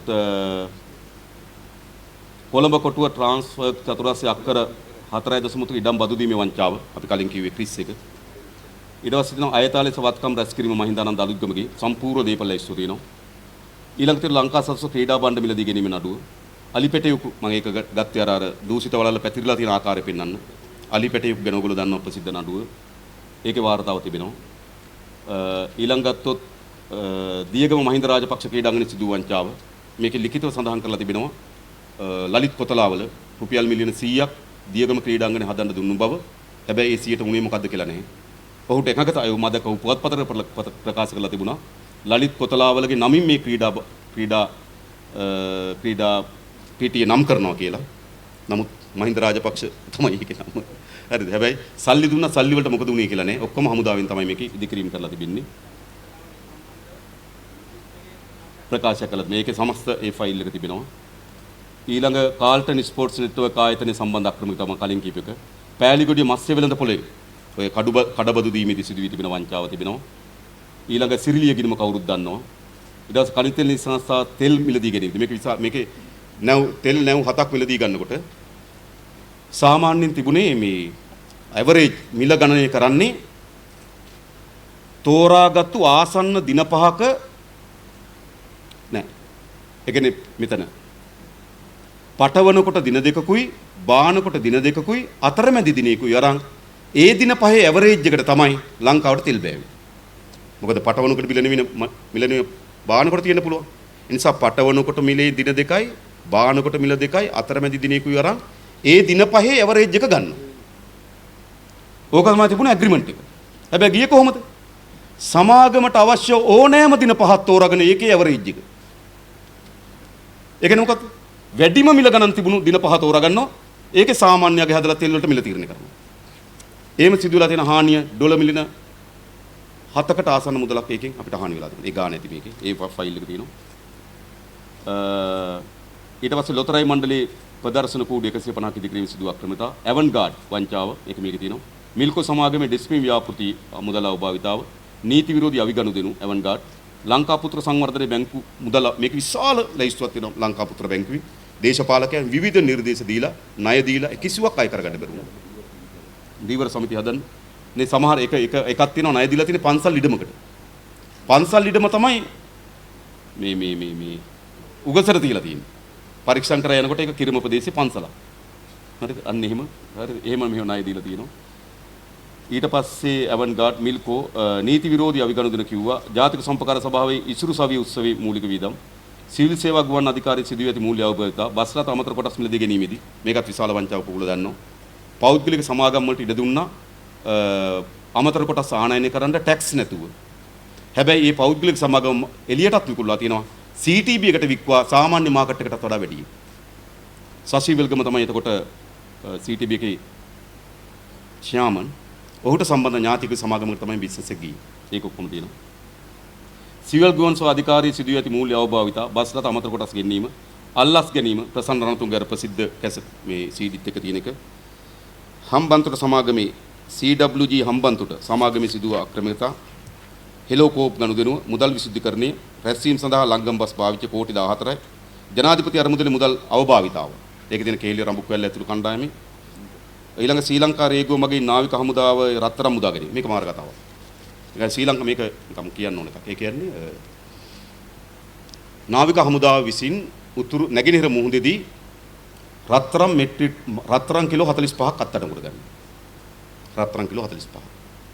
මෙයා රත්තරන් කිලෝ 45 අත්අඩංගුවට ගත්තට පස්සේ පැය 24ක් යන්න මත්තේ නාවික හමුදාපතිවරයා රේගුවෙන් ඉල්ලනවා සඳවිරු සෑහේ නිදන් තැන්පත් කිරීම සඳහා අර අත්අඩංගුවට ගත්තේ වගේ කිලෝග්‍රෑම් 8ක් දෙන්න කියනවා. හරිද? රේගුව ලිපියක් යවලා කියනවා සාමාන්‍යයෙන් අපි අත්අඩංගුවට ගත්තට පස්සේ මාසයක විතර කාලයක් දෙනවා. ඒ අයට තමන්ගේ අයිතිය තහවුරු කරගන්න. ඒ නිසා මේවා ඊයේ ගත්තේ අද දෙන්න බෑ කියනවා. හරිද? ඊයේ පැය 24ක් යන කලින් හොඳයි. ඊට පස්සේ හැබැයි මේක ඉල්ලීම නිසා පරණ රාජසන්තක කරපු රත්තරන් කිලෝ 8ක් දෙනවා. හරිද? ඊළඟ තවත් ලංකා බැංකුවේ රත්තරන් කිලෝ 3යි ගණනක් ගන්න. ඔක්කොම රත්තරන් කිලෝ 11මාරක් වගේ. මේ 11මාරෙන් වැලිසර නාවික හමුදා කඳවුරට අර මෝල්ඩ් එකක් අච්චුවක් හදලා අඩියක් උස බුදු පිළිමයක් හදනවා රත්තරන් වලින් සඳවිරු සෑයේ තැන්පත් කරනවා. ඒ වගේම එම මෝල්ඩ් එකෙන් පිත්තල වලිනුත් තව පිළිම දෙකක් හදනවා. ඊට අමතරව මේ පිළිම තලාවේ නාරම්පොත කියන ප්‍රදේශයේ මම හිතට ඔය පිත්තල වැඩ කරන ඒ ප්‍රදේශයේ තවත් අඩියකමාරක් සහ දෙකමාරක බුදු පිළිම දෙකක් හදනවා. හදලා අර අඩියේ බුදු පිළිම දෙක සඳහා රන් ආලේපිත කරනවා. රන් ආලේප කරනවා. රන් ආලේප කරලා ලොකු ප්‍රදර්ශනයක් තියෙනවා අනුරාධපුරේ මේ නිදන් තැන්පත් කිරීම සහ මේ ප්‍රදර්ශනයේ. මේ ප්‍රදර්ශනයේ තියෙන අර රන් ආලේපිත බුදු පිළිම දෙකයි අර අඩියකමාරි සහ දෙකමාරි බුදු පිළිම දෙකයි මේ බුදු පිළිම හතර තියෙනවා ප්‍රදර්ශනයේ. අර රන් බුදු පිළිමය තැන්පත් කරනවායයි කියලා කියනවා. අවසානයේදී බලනකොට රන් ආලේපිත අඩියක් උස බුදු පිළිමේ නැහැ. නැත්තේ රත්තරන් එකද මේකද? අතිශය සාධාරණ සැකයක් වෙනවා. හමුදා ආරක්ෂාව යටතේ. හමුදා ආරක්ෂාව යටතේ රන් ආලේපිත බුදු පිළිමය ත මොකද උන්නේ? රණින් කළ බුදු පිළිමේ තැන්පත් කරනවා කියනවනේ. එද තැන්පත් කළේ කෝකද හරියටම? රණින් එකද රන් ආලේපිත එකද? මේකයි සත්‍යය. හරිද? ඒ පිළිබඳව සමස්ත පරීක්ෂණ වාර්තාවක් තිබෙනවා. හරිද? මේකෙදි ඊට පස්සේ තව තියෙන ගොඩක් මේකේ ඇතුලේ තියෙන ඒවා කොහොමද පරීක්ෂා කිරීම සඳහා ඔය බෝම්බ ඉවත් කිරීම උපකරණ ගෙනලා පරීක්ෂා කරන්න දෙන. ඒක පරීක්ෂා කරන්න දෙන්නේ නැහැ. මම හිතන්නේ මම දන්නේ නැහැ මොකද්ද කියලා. නමුත් සාධාරණ සැකයක් තිබෙනවා. ඇතුලේ තියෙන්නේ මොකද්ද කියලාද? හරිද? ඒ පිළිබඳ පරීක්ෂණ. ඒ නිසා මම කියන්නේ හරිද මේ ආගම සද්ධාව මේම පවා ඒගොල්ලන්ගේ හොරකම් කිරීමේ මාර්ගය. ඊළඟ ශ්‍රී ලංකාවේ එක කිව්වනේ පස් සම්පත් අමාත්‍යාංශ ඉන්ධන මේකේ තියෙනවා මේ තොණ්ඩවන මහත්තයා ගහපු ඉන්ධන ලැයිස්තුව. මම ඒක ගෙනා මේ ඇමතිවරු මේ වාහන තියෙනවා මම හිතන්නේ 14ක්. ගහලා තෙල්. බොනවද දන්නේ අර නානම බොනවා ඒ ලයිස්තු බලපුවාම මිලියන ගණන් ෆයිල් එක ඔක්කොම විස්තර තියෙනවා. ඊළඟ කොළඹ කටුනායක අධිවේගී මාර්ගය මම ඉස්සෙල්ලා කියපු කතාව. ඒතර මම හිතන්නේ මේ තියෙන මූලික 40ක විස්තර ප්‍රදාන ඊට අමතරව තව තියෙනවා මේ. ඔව්. ඒක තව මේකේ තියෙනවා 17ක් අරකේ තියෙනවා තව 100 ගණනක් නේද? මේකේ තියෙනවා. එදා මම හිතන ගොඩක් තියෙනවා. ඉතින් වසන්ත සහෝදර ගාවත් තව ප්‍රධාන කරුණු කීපයක් තියෙනවා වසන්ත සහෝදර කියන්නේ. ඉතින් වසන්ත සහෝදරගේ ගාව ප්‍රධාන කරුණු කීපයක් තියෙනවා ඒක කියමු. තව අඳු සහෝදරය කියනෝනේ අපි ඒක ඉදිරිපත් කරලා තව ෆයිල් දෙක තුනක් මේක අහුවෙච්ච නැති ෆයිල් දෙක තුනක් තියෙනවා මම අල්ලයි කියලා බලන් හිටියේ. එතන මාවනල් එක්කෙනෙක් කිව්වනේ ඒගොල්ලෝ හොරුන්ට දඬුවම් දෙනවා කියලා. නේද? වර්තමාන විපක්ෂ නායකතුමා. ඉතින් එයාගේ ෆයිල් වගේ තියෙනවා. එයාගේ කිරියල්ලගේ රාජිතගේ ඒක තියෙනවා මේක. හරිද? ඒ නිසා මේ වංචාවට දූෂණයට එරෙහි අරගලයක් කොල්ල කන්නට දෙන්නේ. නේ ඒකත් කොල්ල කෑම සඳහා දරන ප්‍රයත්න බව තමයි පේන්නේ. ඒකේ තොරතුරු ගොඩක් තියෙනවා. ඔයගොල්ලෝ දැනගන්න පුළුවන්. මම දැක්කා පෙරේදා කලින් දවසේ මහින්ද රාජපක්ෂ අගමැතිතුමාට නේද? එතුමාට බාර දීලා තියෙනවා සංස්කෘතික අරමුදලේ විමර්ශන වාර්තාවක්. ඒකේ මම දැක්ක කියනවා නේද? මාගාව තියෙන ඩොකියුමන්ට්ස් ඔක්කොම බිලියන 3ක් අවසරයකින් තොරව වියදම් කරලා තියෙනවා. විශේෂයෙන් ගත්තොත් ඔයගොල්ලෝ දන්නවා සංස්කෘතික අරමුදලේ නිල බලයෙන් සභාපති වෙන අගමැතිවරයා. ඒ අගමැතිවරයා කියන්නේ කවුද? රනිල් වික්‍රමසිංහ. ඒතර ජනාධිපති ඡන්දය ආසන්නයි මට මතක නොවැම්බර් 10 වගේ. හදිසි අධ්‍යක්ෂ මණ්ඩල රැස්වීමක් අරගෙන අර පරණ වියදම් අනුමත කරගන්න හදනවා. ඒ වියදම් අනුමත කරන රනිල් වික්‍රමසිංහ අස්සම් කරන්නේ නැහැ. තව ඉන්නවා මේ අපේ හාමුදුරු ඉන්නවා. ඒ අරමුදලේ මේ අමිල හාමුදුරු. උන්වහන්සේ අස්සම් කළත් නැහැ ඒකට. ඒ නිසා මොකද සභාපතිවරු අස්සම් කරන්නේ නැත්නම් ඒක වළංගු නෑ. ඒ නිසා කිසිදු විධිමත් මුදල් නිදහස් කර ගැනීමෙන් තොරව රුපියල් බිලියන 3ක් සජිත් ප්‍රේමදාස සංස්කෘතික අරමුදල විනාශ කළා තිබුණා ෆයිල් එක තියෙනවා.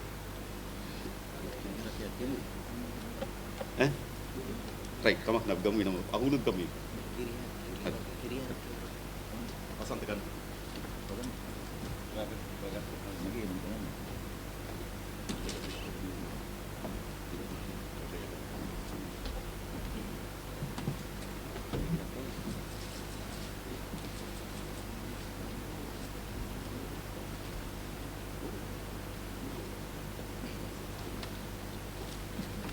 හඳුන්පත් කරන් දෙන්න මෙතනින් එකක් දෙකක් කරලා.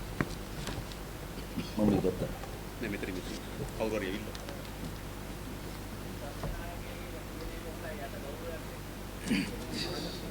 බයිල් එක කොහෙද? මේ විශේෂයෙන් මම කියන්න ඕන දැන් මේ ලංකාවේ මේ ආණ්ඩුව බලයට එනකොට වැඩියෙන්ම කෑ ගහපු එක තමයි මහ බැංකු බැඳුම් කර වංචාව. ඒගොල්ලෝ කිව්වේ ඒක ලංකා ඉතිහාසයේ ලොකුම වංචාව.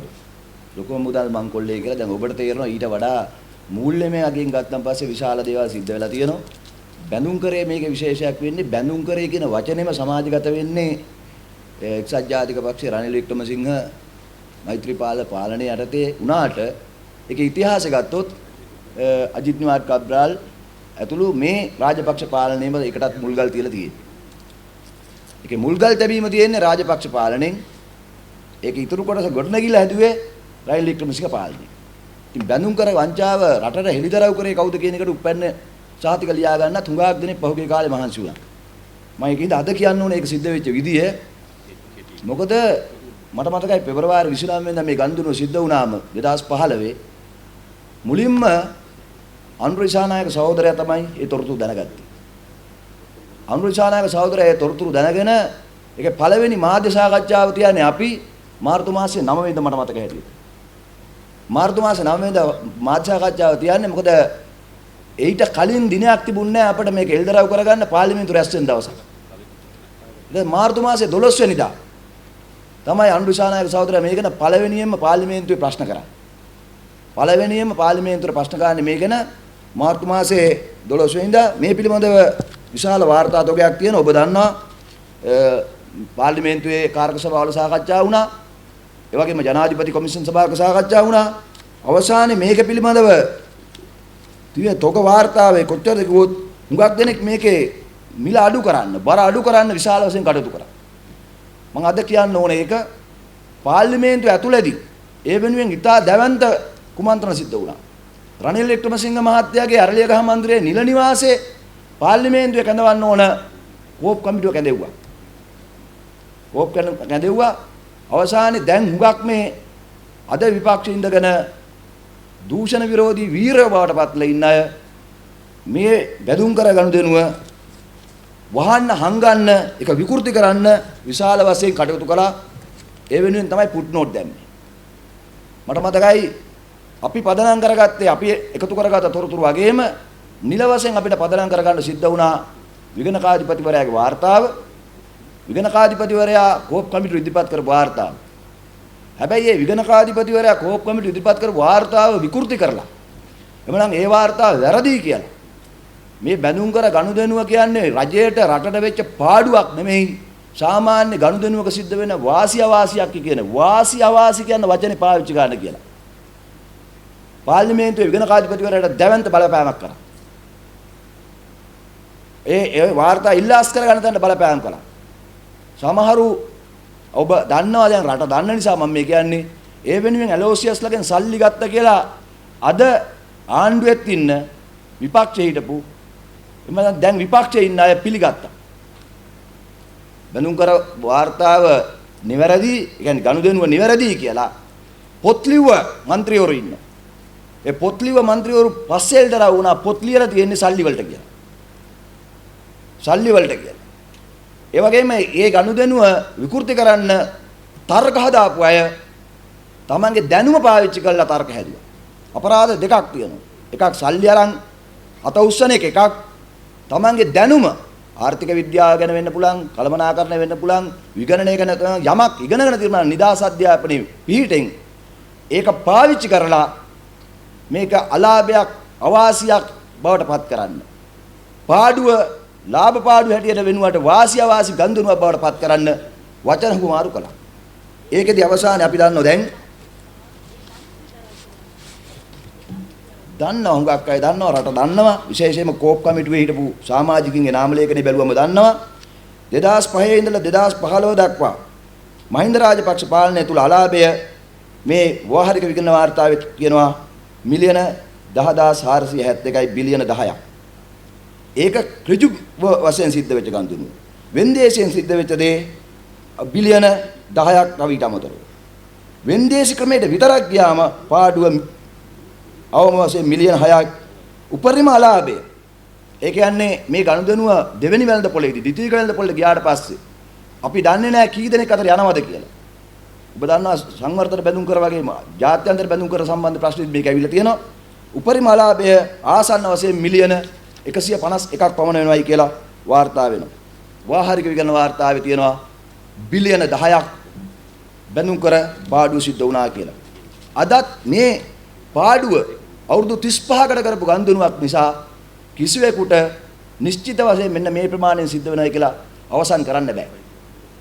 ආරම්භක අවස්ථාවේ ගනුදෙනුවක් පාඩුව වුණාට මේක අවුරුදු 35ක් පුරා දිවෙන පාඩුවක් වංචාවක් හැටියට තියෙනවා. ඒක එක ආකාරයක බරපතල ගනුදෙනුවක්. ඒ නිසා මේ පිළිබඳව අරගලයක් අපිට තියෙනවා.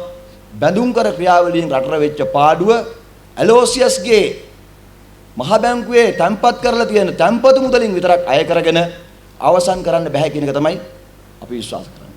ඒ වගේම ඒකට වගකිය යුතු අය ඒකට වගකිය යුතු අයට අනිවාර්යෙන් දඬුවම් ලැබෙන්න ඕන. ඔයාලා මං හිතන්නේ ඔයයි තෝරලා දෙන එක. ඒක හොඳයි නේ. ඒක අපිට පහසුවක් වෙනවා එතකොට. ඒක අපිට තෝරලා දෙන්න නේද? හොඳයි නේ නැත්නම් අපි තෝරගෙන කියන අය කියනවනේ.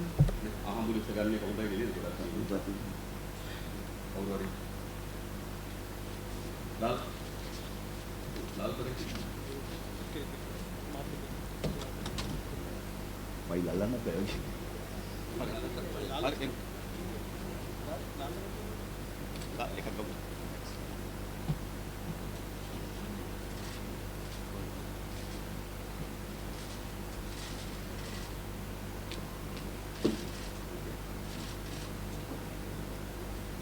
මේ අර අනුපිළිවෙලට ගන්න නැතුව ඒ කියන්නේ උඩින්ම ගන්න නැතුව තැනින් තැන ගන්නවා නම් හොඳ වෙයි.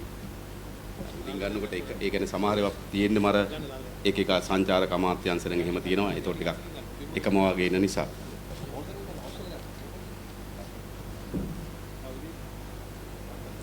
මේකත් අර අපි කලින් ඉදිරිපත් කරපු සංචාරක අමාත්‍යාංශයේ මුදල් ජනාධිපතිවරණය සඳහා අවභාවිතා කරන ලද ෆයිල් එකක්.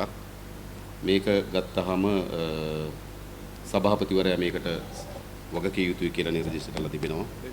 ඒකේ විශේෂම ගත්තොත් ඒකේ බී වාර්තාව තියෙනවා. ඒ කියන්නේ මහේස්ත්‍රාත් අධිකරණයට මේ පරීක්ෂණය කරලා ඉදිරිපත් කළ ද බී වාර්තාව තියෙනවා. ඒ බී වාර්තාවේ ගනුදෙනු කීපයක් පිළිබඳව සඳහන් කරලා තිබෙනවා. එක සංචාරක ප්‍රවර්ධන කාර්යාංශ විසින් The Solution Group Limited ආයතනයට ගෙවන ලද මිලියන 42ක් මුදලක් ගෙවීම පිළිබඳව සංචාරක ප්‍රවර්ධන කාර්යාංශය විසින් First Media Solution Association නැමැති ආයතනයට රුපියල් මිලියන 57ක් ගෙවීම පිළිබඳව ඊළඟ තියෙනවා සංචාරක ප්‍රවර්ධනයේ විසින් තව හෙරිටේජ් කියන ආයතනයට මිලියන 10ක් ගෙවීම පිළිබඳව ඒ ඔක්කොම සංචාරක ප්‍රවර්ධන කාර්යභාරයට අදාළ නොවන වියදම් ජනාධිපතිවරයාගේ ප්‍රචාරණ වියදම් වෙනුවෙන් දරපු වියදම් පිළිබඳව ඉස්සොත් තමයි ඒකේ තියෙන ඒක අධිකරණයට මේක පැමිණිලක් තිබෙනවා.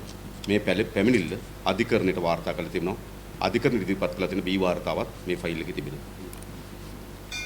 ඊළඟ ඉතින් මේ කවුරුත් දන්න ප්‍රසිද්ධ වංචාව ඇවන්ගාඩ් ගනුදෙනුව. මේකෙදී ප්‍රධාන එක තමයි ෆයිල් එක කියවන්න ඕන සමහර මේක ගත්තොත් මෙහෙමයි. මේ ආදායමෙන් 25ක් ආණ්ඩුවට දෙන්න එකඟ වෙනවා. ඒ කියන්නේ බිස්නස් එක පටන් ගත්තේ නාවික හමුදාවෙන්. බිස්නස් එක ඇවන්ගාඩ් එකට පවරනවා. ඊට පස්සේ ආදායමෙන් 25ක් දෙන්න එකඟ වෙනවා. ඊට පස්සේ මම නම් පැටලෙන නිසා කියන්නේ නැහැ. එක නාවික හමුදාපතිවරයෙක් ඒ 25 23ට වගේ අඩු කරනවා. අඩු කරලා ඊළඟ යා විශ්‍රාම ගියාට පස්සේ ඇවන්ගාඩ් එකේ ජොබ් එකට යනවා. ඊළඟ නාවික හමුදාපතිවරයා නැවත මේක අඩු කරනවා. අඩු කරලා ඔහුත් විශ්‍රාම ගියාට පස්සේ ඇවන්ගාඩ් එකේ උපදේශකෙක් වෙනවා. ඊළඟ කෙනා මේක 17ට අඩු කරනවා. මට ගණන් ටික බලන්න තියෙනවා. ඊට පස්සේ ඔහු ඇවන්ගාඩ් එකේ ජොබ් එකට යනවා. එනිසා හිතාමතාම තමන්ගේ රාජකාරිය තමන්ගේ හිතවත් ව්‍යාපාරිකයන්ට අයිතු ධනෙ උපයා ගැනීම සඳහා කටයුතු කරාද කියන සැකේ මේක ඇතුළේ තිබෙනවා. ඒකේ විශාල පරීක්ෂණ ගුණයක් තිබෙනවා. මේක තමයි මම හිතන්නේ ඔබට මතක ඇති ගෝඨාභය රාජපක්ෂත් හිටපු නාවික හමුදාපතිවරු තිදෙනා මේ අනුව මහේස්ත්‍රාත් අධිකරණයට කැඳවුවා. නෑ හයි කෝට් එකට නේ. හයි කෝට් එකට කැඳවුවා. මහේස්ත්‍රාත් අධිකරණයට කැඳවුවා. මහේස්ත්‍රාත් අධිකරණයට කැඳවීම නිසා තමයි මෛත්‍රීපාල සිරිසේනට ඩෝන් ගියා. මෛත්‍රීපාල සිරිසේන එදා තමයි දිල්රුක්ෂි ඩයස් ඒ කියන්නේ අල්ලාස් කොමිසමේ සභාපති අධ්‍යක්ෂ ජනරාල්වරියට ඉවත් වෙන්න කියන වගේ තර්ජනයක් කරේ. ඒතර හොඳින් තේරුම් ගන්න. පරීක්ෂණ කරන ආයතන පරීක්ෂණ කරලා ඔවුන් මහේස්ත්‍රාත් අධිකරණ හමුවට පැමුණුවට පස්සේ ජනාධිපතිවරයා කෝප වෙනවා. ජනාධිපතිවරයා කෝප වෙලා එම පරීක්ෂණ කරපු නිලධාරීන්ට ගෙදර යන්න කියනවා. මේක තමයි දිල්රුක්ෂි ඩයස් ගෙදර යන්න හේතු වෙච්ච පරීක්ෂණය. එනිසා අපිට හරි පැහැදිලි මේ ඔක්කොගෙන් පෙන්වු කරන්නේ මොකද්ද? මම කලින් කිව්වේ ඒකයි. මේ දූෂිතය මේගොල්ලෝ ආරක්ෂා කරා. පරීක්ෂණ නිලධාරීන් අඩපණ කරා. ඒගොල්ලෝ බිය වැද්දුවා. සමහර අය මම දන්නවා සමහර අයට හිරේ යන්න වුණා. පරීක්ෂණ නිලධාරීන්ට අන්තිමේට. ඇයි? ඒගොල්ලන්ට කියනවා මේ ආණ්ඩුව වමනාවක් නෙවෙයි. මේ සානිගිව වමනාවක් නේ. මෙහෙම මේ ඕනේ. මේ ආණ්ඩුව වමනාවක් නෙවෙයි සානිගිව වමනාවක් කරන්නේ. ඒ නිසා සානීරේ දාන්න ඕනේ. එහෙමයි මේව සිද්ධ වුනේ. ඒ නිසා අපේ රටේ වැදගත් පර්යේෂණ නිලධාරීන් විශේෂම නීතිපති පාරමිත තාමත් වැදගත්. කාර්යශීල නිලධාරීන් ගණනාවක් අකර්මණ්‍ය බවට පත් කරා. මට මතකයි ජනක බණ්ඩාර කියන අධිනීතිඥවරයා නේද? ඔහුව කැඳෙව්වා අර පිස්සු කොමිසමට. ඒ කියන්නේ ඔබ හිතන්නේ. ඔහු තමයි මේ නඩුවල අධිකරණයේදී පැමිණිලි පාර්ශ්වයෙන් පෙනී හිටින්නේ. පැමිණිලි පාර්ශ්වයෙන් පෙනී හිටින ජනක බණ්ඩාර අධිනීතිඥතුමා නීතිපති දෙපාර්තමේන්තුවේ ජ්‍යෙෂ්ඨ අධිනීතිඥතුමා එතුමා කැඳෙව්වා පිස්සු කොමිසමේ විත්ති කූඩුවට. ඒ වෙලාව මොන වුණත් අපි නීතිපතිතුමාට ස්තුතිවන්ත වෙන්න ඕනේ. එතුමා යව්වේ නැහැ. ඒක නා පිස්සුවන්ත. එතුමාගේ වෙන මොනවද තිබ්බා? දප්පුලි ඉවර. හරිද? මෙහෙමයි. ඒ නිසා මේ ආණ්ඩු කටයුතු කරේ වංචනිකයන් දඬුවම් දෙන්න නෙවෙයි. වංචා කරන ලද දේපල හොයා ගැනීම සඳහා ඒවට නඩු පැවරීම සඳහා කාර්යක්ෂම කටයුතු කරන ලද නිලධාරීන් දණ්ඩනයට හයි කරා. මෙන්න මේ ෆයිල් එකත් ඒ වගේ එකක්. දිල්ලුක්සිලට ගෙදර යන්න ඕනේ මේ ෆයිල් එක නිසා. ඊළඟ තව කවුරු හරි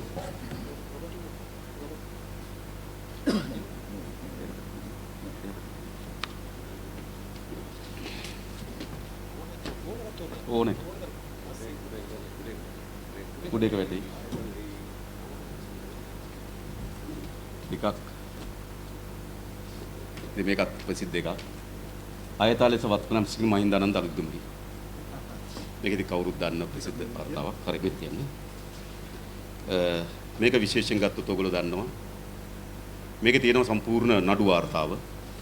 ඒ කියන්නේ බිරිඳගෙන් වෙන්වීම සඳහා ඒක පෞද්ගලික කරුණක් ඒක අපිට අදාළ නැහැ. අපිට කමක් නැහැ නේද? එimhe නඩුවක් තියෙනවා. මොකක් හරි හේතුවකට නඩුවක් තියෙනවා. ඒ නඩුවට අනුව මහින්දානන්දගේ වත්කම් සහ දේපල පිළිබඳ වාර්තාවක් අධිකරණයට ඉදිරිපත් කළා. මේ අධිකරණයට ඉදිරිපත් කරපු වාර්තාවේ සම්පූර්ණ දිනේ විතරක් නේ මතක තබා ගන්න. මේකේ තියෙන සිංගප්පූරු account දෙකක විස්තර. HSBC සාඛාව සිංගප්පූරුවේ තියෙනවා. ඒකේ ඩොලර් ලක්ෂ 5කට 5,23,000ක මුදලක් ඩොලර් වලින් තැන්පත් වෙලා තිබෙනවා සිංගප්පූරු මහින්දානන්දගේ account එකේ. එතකොට මේවා පරීක්ෂණ කරන්න ඕනේ ඒවා. කොහොමද ඩොලර් උපයාගත්තේ නේද? ඒ වගේම මේකේ තියෙනවා කටුනායක කඩ දෙකක් ඔහුට තිබෙන බව. Duty free. මේ කඩ උපයාගත්තේ කොහොමද? ඒක රටේ ජනතාව දැනගන්න. මොකද නේද? අපි කාටවත් නේ ඔයගොල්ලෝ කාටවත් එයාපෝට් එකේ කඩ එහෙම ගන්න පුළුවන්. ඉතින් එහෙම කඩගත් ඒවා තියෙනවා. මේක සම්පූර්ණ නාවල ඉඩම් පිළිබඳ තියෙනවා, නාවල පිටි ඉඩම් පිළිබඳ තියෙනවා, මහනුවර ඉඩම් පිළිබඳ තියෙනවා. මේ සම්පූර්ණ ඔහුගේ දීපල වත්කම් පිළිබඳ වාර්තාව තමයි මේකේ තිබෙන්නේ. ඊළඟට අහපු ප්‍රශ්නය 2015-19 මධ්‍යම අරමුදලේ අවභාවිතා කිරීම වන ප්‍රශ්නය හිටපු සංස්කෘතික ඇමතුමා ඔහු වැයසී ඒ කියන්නේ වියදම් ශීර්ෂ ඒකයි වැදගත්කම තියෙන වියදම් ශීර්ෂ 146ක් මාතෘකාව තියෙන මොනවද කියලා වියදම් ශීර්ෂ 146ක් කිසිදු අනුමැතියකින් තොරව වියදම් කරනවා. සංස්කෘතික අරමුදලේ හෝ ඒ සමාජයන් කිසිදු අනුමැතියකින් තොරව ඍජුවම සාක්ෂි දී තිබෙනවා. සජිත් ප්‍රේමදාස මහත්මයාගේ ඍජු නියෝගමක් තමයි මේ වියදම් ටික කරේ කියලා. වියදම් කරලා ඉවර වෙලා මම ඔබට කිව්වා කලින් 2019 11යි 15 ඡන්ද කවද්ද? ජනාධිපති ඡන්ද කවද්ද? 2019 11යි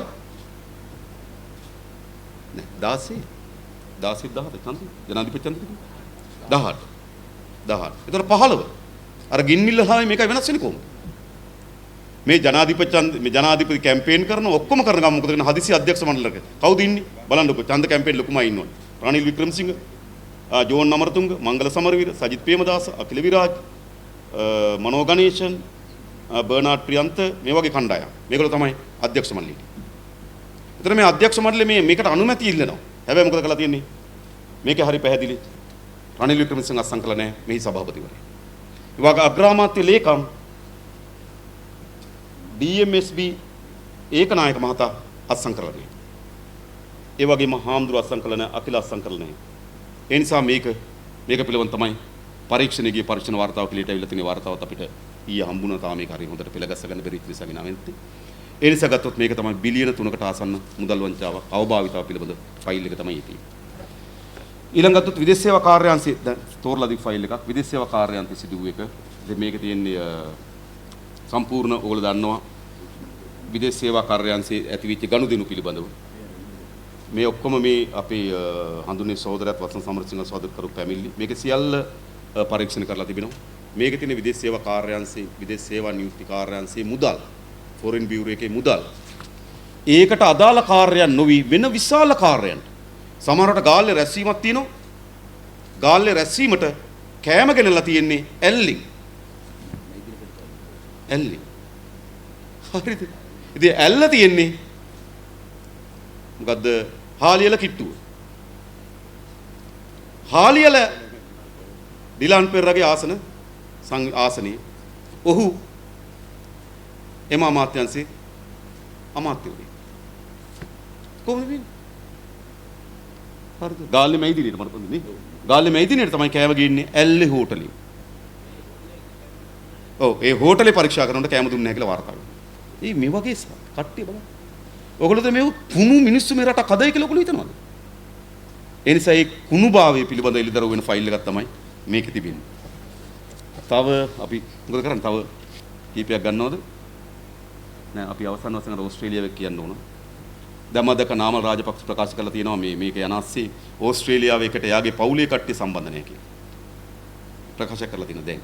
එනිසා ඒක ගැන කියන්න පුළුවන් සම්බන්ධ වෙන විදිය. තව තියෙනවද මොනවා හරි අපිට? මේක කවුරු හරි ගොඩක් තියෙනවා ඉතින්.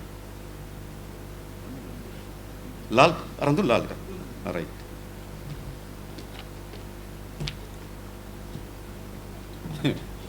යටින් එකක් ගම් බලන්නේ.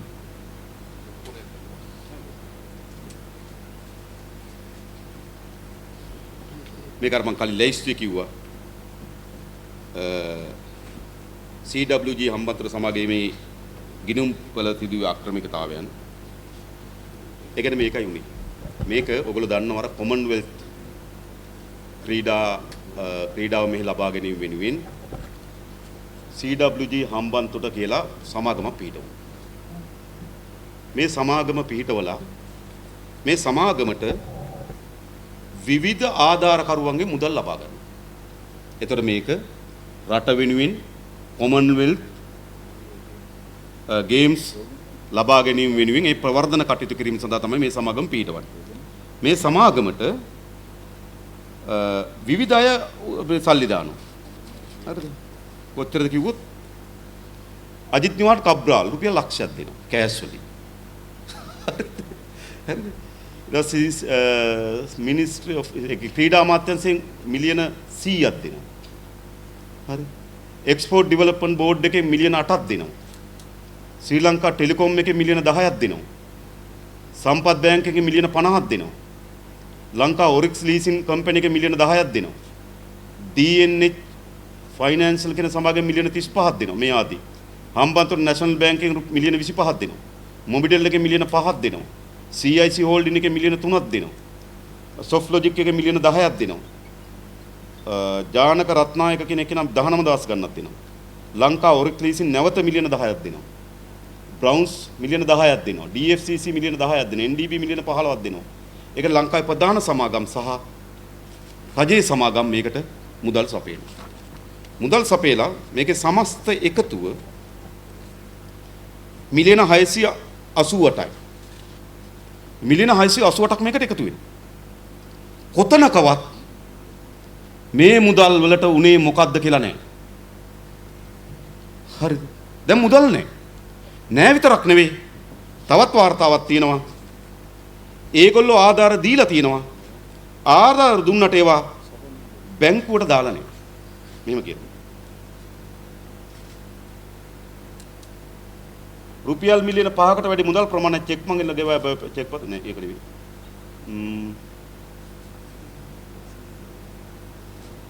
ඔව් ඒ කියන්නේ මිලියන 15යි ගණනක් මේ චෙක් පත් අංකත් එක තියෙනවා. මේවා ඒ අදාළ ගිණුමට බැර කරලා නැහැ. ඒ නිසා මේකෙත් ඔයගොල්ලන්ට මතක ඇති අර මේ චෝගම් ඒ කියන්නේ ක්‍රීඩා මොකද්ද කොමන්වෙල්ත් ක්‍රීඩා තරඟාවලිය ලංකාවට ගෙනියමින් ඕස්ට්‍රේලියාව ගිය පොත රේටිය ඔකට මතකද ආනන්ද කරී ඊට පස්සේ කබ්‍රාල් ඊට පස්සේ නාමල් රාජපක්ෂ උගට ගියා කොමන්වෙල්ත් ක්‍රීඩා උළෙලමට ලබා ගැනීම වෙනුවෙන්. ඉතින් ඒ සඳහා සමාගමක් හදලා විශාල මුදල් මේ අවභාවිතාව සිද්ධ වෙලා තිනවා. ඒක පිළිබඳ තොරතුරු තමයි මේ ෆයිල් එකේ තියෙන්නේ. මොකද මේවා රාජ්‍ය සමාගම්. සමහර පෞද්ගලික සමාගම් මේවට දෙන්නේ මොකක් නිසාද? මේක රජයේ ආයතනයක් නිසා. නැත්නම් කවුරු හරි නිකන් පොඩි දන්සලක් දෙන්න කිව්වට මෙහෙම සල්ලි දෙන්නේ නැහැ. මේ විලා රජයේ වැඩ කටයුත්තක් නිසා රජ අමාත්‍යවරයා කතා කරපුවාම ඒගොල්ලෝ මේ මහ බැංකුවේ අධිපතිවරයා කතා කරපුවාම මේගොල්ලෝ සල්ලි දෙනවා. මේ ගොඩක් ලීසින් සමාගම්. මම හිතනවා මේ ලීසින් සමාගම් වලින් සල්ලි දෙන්නේ නැත්තේ බැංකුව වලින් සල්ලි දෙන්නේ නැත්තේ මහ බැංකුවේ මැදිහත් වීමක් තියෙන්නේ නැති. අපි හිතන එක. එහෙම සල්ලි විශාල ප්‍රමාණයක් ගලාගෙන එනවා. මේ රාජ්‍ය අනුග්‍රහය සහිත ගොඩනැගුණු සමාගම. ඒ සමාගමට මෙච්චර සල්ලි බැර වෙලා තිබෙනවා. ඒ බැර වුණු සල්ලි වලට මොකද්ද කියලා කිසිදු සඳහනක් නැහැ. ඒක තමයි මේ ෆයිල් එකේ තියෙන්නේ.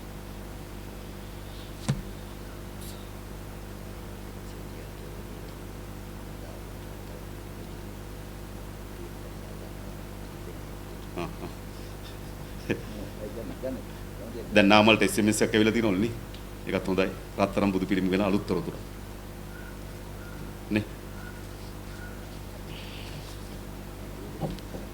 මේක තියෙන්නේ ඇඹිලිපිටිය කඩදාසි කම්මල පෞද්ගලිකකරණය කිරීමද ඔයගොල්ලෝ මේ කවුරුත් දන්නවා.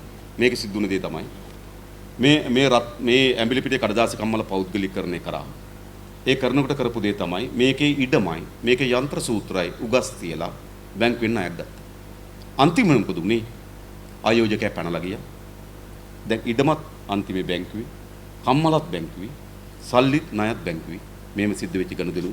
ඒක පිළිබඳ සම්පූර්ණ වාර්තාවක් මේ ඇඹිලි පිට කඩදාසි කම්මල පුද්ගලිකරින් සිදු අක්‍රමිකතා පිළිබඳ ලිපිගොනුවේ තිබෙනවා. තව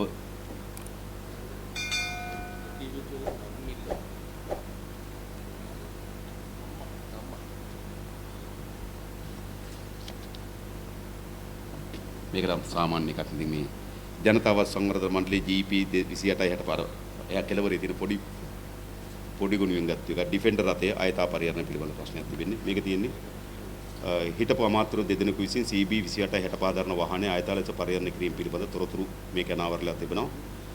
මේක විශේෂ තමයි. දැන් රජයේ වාහන ඇමතුරු පාවිච්චි කරනවානේ. මේ වාහනේ බාර දෙනකොට එහි එන්ජිම හා කොටස් ගලවා ඇති බවට තොරතුරු අනාවරණය වෙයි. ඒකට අමාත්‍යවරයා පාවිච්චි කරපු වාහනේ නැවත බාර දෙනකොට එන්ජින් එක ගලවලා බාර දීලා තියෙනවා. ඒක තමයි ඒ නිසා තමයි මම බැලුවේ මේ වගේ එකක් ඇයි මේකට දැම්මේ කියලා වාහනයක් පාවිච්චි කරනවා. ඒකේ තියෙන විශේෂ එකයි මේව තියෙන්නේ.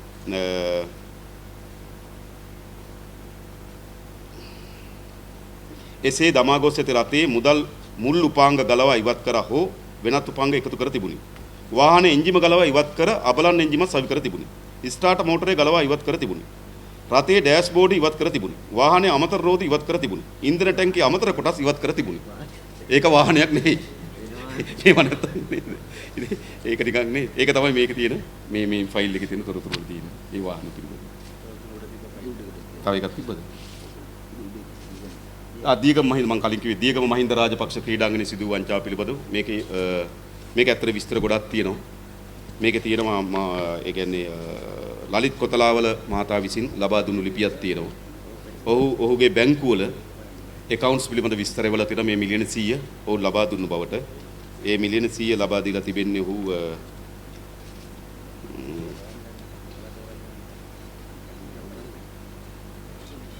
ඔහුගේ ලිපියක් තිබුණා. ඒ කියන්නේ ලලිත් කොතලාවල මහත්මයා මේ පරීක්ෂණය සඳහා යොමු කරලා තිබුණා. ඔහු මිලියන 100 ලබා දීම සහතික කිරීම වෙනුවෙන් ලිපි ගොනු කරලා තිබුණා. ඒ නිසා බැංකුවේ ඩීටේල් එක ඔහු මේකට ලිපියක් යොමු කරලා තියෙන මේ ලිපිය මේ ෆයිල් එකේ තිබෙනවා. ඒ නිසා මේ දියගම ක්‍රීඩාංගණය මහින්ද රාජපක්ෂ ක්‍රීඩාංගණයේදී අර මා කලින් කිව්පු මිලියන 100 වංචාව පිළිබඳ ෆයිල් එක තමයි තියෙන්නේ. හරිද මොන නම් බලපොළ යුගදනව් යුගදනව් එකක් තිබුණා. යුගදනව් එක තිබුණා හොයන්න ඕන නේ. මේ තියෙන්නේ මේ අලුත් මේක. ඔයගොල්ලෝ දන්නවා මේ සීනිබදු වංචාව පිළිබඳව. මේකත් අපේ හඳුන්වන්නේ සහෝදරයා මේ මූලික අයිතිවාසිකම් නඩුවක් ශ්‍රේෂ්ඨාධිකරණ මූලික අයිතිවාසිකම් නඩුවක් ගනු කරලා තිබෙනවා. ඒතර මේක පිළිබඳව මේ අවසන් වාර්තාවත් පහුගියදා විග්නකාධිපතිවරයා විසින් එළි දක්වලා තිබුණා. ඒ එළි දක්වන කලින් මේ ගනුදෙනු සිද්ධ වුවාම අපි පාර්ලිමේන්තුවේදී මේ පිළිබඳව කතා කරලා තිබුණා. මේකෙන් සාමාන්‍යයෙන් ගත්තොත් ආණ්ඩුවට අහිමි වී තිබෙන මුදල මිලියන 16000ක් කියලා ඇස්තිමේන්තු කරලා තිබෙනවා. ඒ කියන්නේ බිලියන 16ක් 15යි දශම ගණනක්. يعني බිලියන 16ක් රාජ්‍ය භාණ්ඩාගාරයට ලැබී යුතු මුදල් අවභාවිත අවිලද දෙනවා. මේක තමයි මම අර කියපු අර චෞර වලල්ලේ ව්‍යාපාරික වලල්ලට කොටසක් හැටියට තමයි මේ සීනි බදු වංචාව පිළිබඳ මේ ෆයිල් එකේ තියෙන. ඒකේ සම්පූර්ණ තොරතුරු ඒකේ විශේෂ තමයි මෑතකදී විගණන දෙපාර්තමේන්තුව විසින් අපි මත තියෙන සාක්ෂි තොරතුරු ලේඛන මත ඉදිරිපත් කරපු තොරතුරු නිවැරදිතාවය විගණන දෙපාර්තමේන්තුව විසින් දීර්ඝ ලෙස කරලාද ඒකේ විගණන වාර්තාවත් මාගාව තිබෙනවා. ඒ කියන්නේ ඒක ටිකක් ලොකු විගණන වාර්තාවක්. මේ ටිකක් සමස්ත ડોකියුමන්ට්ස් ඔක්කොමත් එක්ක කරපු විගණනයක් තිබෙනවා.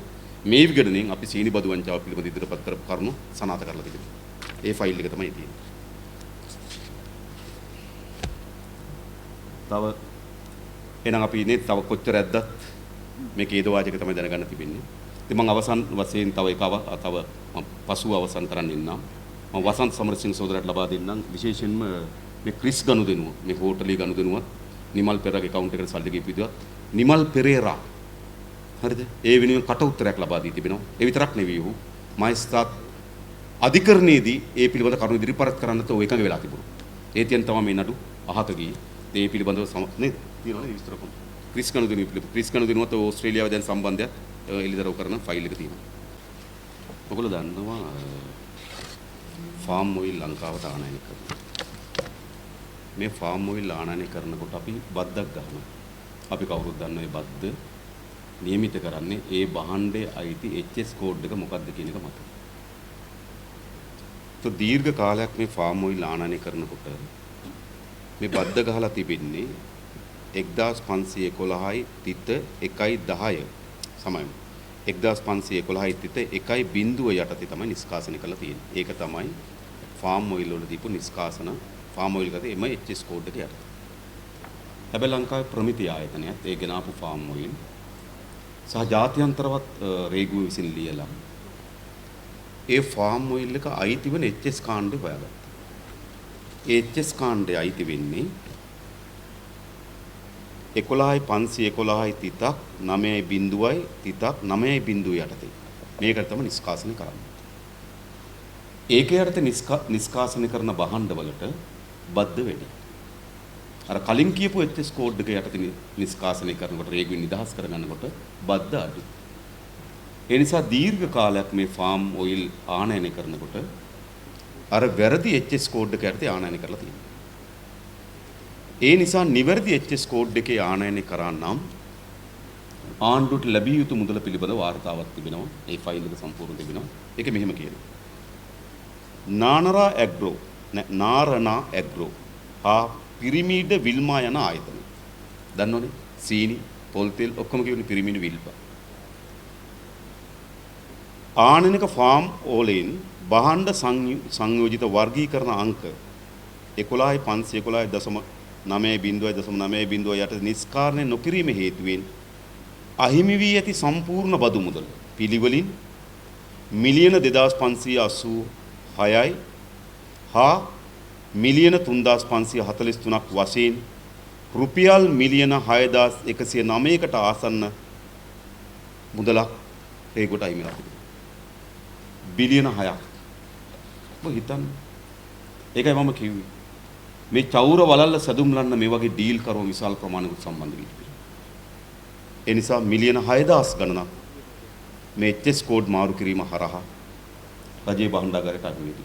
ඒ පිළිබඳව මා දන්නවා විගණන වාර්තාවකුත් දැන් ඉදිරිපත් වෙලා තිබෙනවා. ඉතින් අපි මේ කොච්චර කතා කරත් මේකේ තව ගොඩාක් මේක සජිත් ප්‍රේමදාස පිළිබඳ කිරියල්ල පිළිබඳ රාජසේනරත්න පිළිබඳ රවි කරුණානායක පිළිබඳව නේද? ඔය හිටපු අය ඉන්න අය මේ ගොඩාක් අය පිළිබඳ රාජින්දාරන් පිළිබඳ විශාල චෝදනාවන් පිළිබඳව ඉදිරිපත් කරපු වාර්තා තිබෙනවා. මා කලින් කිව්පත් පැමිණිලි කරපුවා තිබෙනවා. විමර්ශනය කරපුවා තිබෙනවා.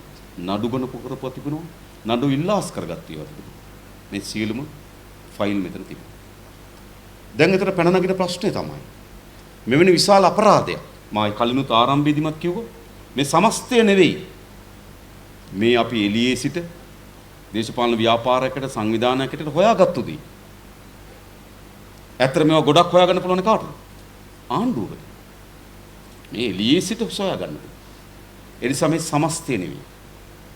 හැබැයි මේ තුල වුණත් අපිට පෙන්눔 කරන අපේ රට මෙතරම් විශාල ආර්ථික අනර්ථකාරී ක්‍රියාවකට යන්නේ. මේ වංචා දූෂණ මොනතරම් ඉවහල් වී තිබෙනවද? පෙට්‍රෝලියම් කඩා වැටෙන්නේ, විදුලි බල මණ්ඩල කඩා වැටෙන්නේ, එයාලංකා කඩා වැටෙන්නේ, භාණ්ඩාගාරයේ හිඳින්නේ. මේ සියල්ල පිටපස මේ මහා පරිමාණ වංචා දූෂණ තිබෙනවා. ඒ වගේම අපේ ඩොලර් නැති වෙන්නේ, අපිට ණය ගෙවා ගන්න බැරි වෙන්නේ, අධික ණය පංගුවක් ගොඩ ගේන්නේ. මේ ඔක්කොම පිටපස මේ වංචා දූෂණ තිබෙනවා. ඒ නිසා අපේ රට මෙවැනි විශාල විනාශයකට පත් කරේ මේ ෆයිල් ඇතුලේ තිබෙන නම් ගම් හිමිකරුවට. ඒ නිසා අපිට සාධාරණයක් නැද්ද මේ රටේ පුරවැසියන් හැටියට උන්ට දඬුවමක් ලබා දෙන්න? අපිට සාධාරණ අයිතියක් නැද්ද උන් හොරාකම් කරපු දීපල පවර ගන්න? ඒ නිසා ඒක කළ යුතුයි. අපේ නීතිඥ මහතුරු දෙදෙනාත් කරුණු පැහැදිලි කරමයි දේශපාලනයෙන් අපෙන් අහනවා. ඕගොල්ලන්ට බැරිද පැමිණිලි දාන්න? නේ ඕගොල්ලන්ට බැරිද නඩු දාන්න? අපි දන්නවා සීල් පුරවැසියන් හැටියට අපිට නඩු දාන්න පුළුවන් ඉතා සීමිතයි. මම නීතිඥ මහතුරු ඉන්න මම නීතිය ගැන පැහැදිලි කරන්න ඕනේ. නමුත් අපරාධ නීතිය යටතේ නඩුවක්, මුදල් විසුද්ධිකරණ පනත යටතේ නඩුවක්, අල්ලස් හෝ දූෂණ කොමිසම සභාව පනත යටතේ නඩුවක් සාමාන්‍යයෙන් සිවිල් පුරවැසියෙකුට දාන්න බෑ. සිවිල් පුරවැසියෙකුට දාන්න පුළුවන් ශේෂ්ඨාධිකරණයේ හමුවට යන්න පුළුවන් අපිට. එම වංචා දූෂණේ හේතු කොටගෙන. ඔව් සිවිල් නඩුවක් ලෙස මූලික අයිතිවාසිකම්. ඔව් මූලික අයිතිවාසිකම් පිළිබඳව ඔක අපිට ගුණ කරන්න පුළුවන්. හැබැයි මූලික අයිතිවාසිකම් නඩුවේදී විභාග ලක් කරන්න මොකද මූලික අයිතිවාසිකම් කඩලා තියෙනවද නැද්ද කියන කරුණ. වංචාව සිදු වූ තිබුණාද නැද්ද කියන කරුණ නෙවෙයි. ඒ නිසා දේශපාලන ව්‍යාපාරයකට පුද්ගලයන් හැටියට අපි කවුරුත් මා දැක ඉස්සර ඉදිරිපත් කරපු සෝදර අපි කවුරුත් අපි පැමිණිලි දාලා තිබෙනවා. ඒ හැම පැමිණිල්ලකටම සිතාසයක් ආපු වෙලාවක ගිහිල්ලා අපි තොරතුරු සහිත කට උත්තර ලබා දීලා තියෙනවා. මෛත්‍රී වසන් සෝදරය අවස්ථා ගණනාවකදී අපරාධ පරීක්ෂණ දෙපාර්තමේන්තුවට නේද? දවස් 3ක් එක දිගට සමහර ෆයිල් පිළිබඳ කට උත්තර දීලා තියෙන අපරාධ පරීක්ෂණ දෙපාර්තමේන්තුවට. ඒ නිසා අපි පැමිණිලි දාලා තිබෙනවා. ඒ පැමිණිලි විමර්ශන කරන ආයතනට අපි උපරිම සහාය දීලා තිබෙනවා. හැබැයි මේකේ පැති දෙකක් තිබෙනවා. පුරවැසියන් හැටියට කරන්න පුළුවන් පැමිණිලි දාන්න. හැබැයි විමර්ශනය කිරීමත් නඩු පැවරීමත් ආණ්ඩුවේ කාර්යභාරය. ඒක රජයට අදාළ ආයතන විසින් සිදු කළ යුතු දෙයක්. දැන් බිඳවැටී තිබෙන්නේ රජයට අදාළ ආයතන විසින් කළ යුතු දේ දැන් බිඳවැටී තිබෙනවා. මේකයි අපි කියන්නේ. නඩු ඉල්ලා මාගාව තියෙන නඩු ඉල්ලාස් කරින්වා විශාල ප්‍රමාණයක් අල්ලා සෝදූසන් කොමිසම සභාවේ විශාල නඩු ප්‍රමාණයක් ඉල්ලාස් කරගෙන තිබෙනවා. තාක්ෂණික දෝෂ කියලා ඉල්ලාස් කරගෙන තිබෙනවා. සමහර ඒවා තිබෙන කුමසාරිස්වරු තිදෙනා 3 දෙනා අස්සම් කරලා නැහැ. මේ 3 දෙනා අස්සම් කරලා නැහැ කියන්නේ. ඔය එක්කෙනෙක් අස්සම් කරලා තිනවා පනතනෝ 3 දෙනාම අස්සම් කරලා. 3 දෙනා අස්සම් කරලා නැහැ කියලා නඩුව අයින් වෙලා තියෙනවා. ඒ නිසා හරි පැහැදිලි මේ දූෂිත වලල්ල විශාල ප්‍රබලයි. ඒ නිසා මේකට ප්‍රබල ජනතා ව්‍යාපාරයක් අපි ගොඩනැගින්න. ඒ වගේම මෙය සැබම විසඳිය හැකි වන්නේ මේ දූෂණයට ඉඩ නොදෙන දූෂිත කරන දේශපාලන පවරා ගන්න සූදානම් පාලනයක් ගොඩනගෙනවා නම් විතරයි. අන්න ඒ සඳහා අපි සූදානම්. ඒ වගේම මේ රටේ සෑම පුරවැසියෙකුටම අපි කියන්නේ අවසාන වශයෙන් ඔබගේ දරුවාගේ අධ්‍යාපනය, ඔබගේ දරුවාගේ සෞඛ්‍යය, අපේ රටේ සංවර්ධනය, අපේ රටේ මූලික වමනාවන් ඉටු කිරීම සඳහා තියෙන ධනය ඉතා කුඩා අතලොස්සක් චෞර වලල්ලක් විසින් එක්රැස් කරගෙන තියෙනවා නම් සෑම පුරවැසියෙකුටම යුක්ති සහගත අයිතියක් තියෙනවා ඒකට එරෙහිව හඬ නගන්න. ඒ හැම දිනාටම ඒ වෙනුවෙන් හඬ නගන්න කියලා ආරාධනා කරමින් මේ අවස්ථාවට සහභාගී වෙමින් පිළිබඳව සියලු දිනාට ස්තුතිවන්ත වෙමින් ඒ වගේම නැවත වතාවක් මෙව තොරතුරු අපිට ලබා දීම සඳහා කටයුතු කරපු සියලු නිලධාරීන්ට සියලු ආයතන ප්‍රධානීන් ගණනාවක් අපිට මේවා දිගින් දිගටම ලබා දෙනා ඉන්නවා. ඒ සියලු දිනාට අපි අවසාන වශයෙන් ස්තුතිවන්ත වෙමි. එහෙනම් අපි අද නතර වෙමු. බොහොම ස්තුතියි හැම දිනකටම.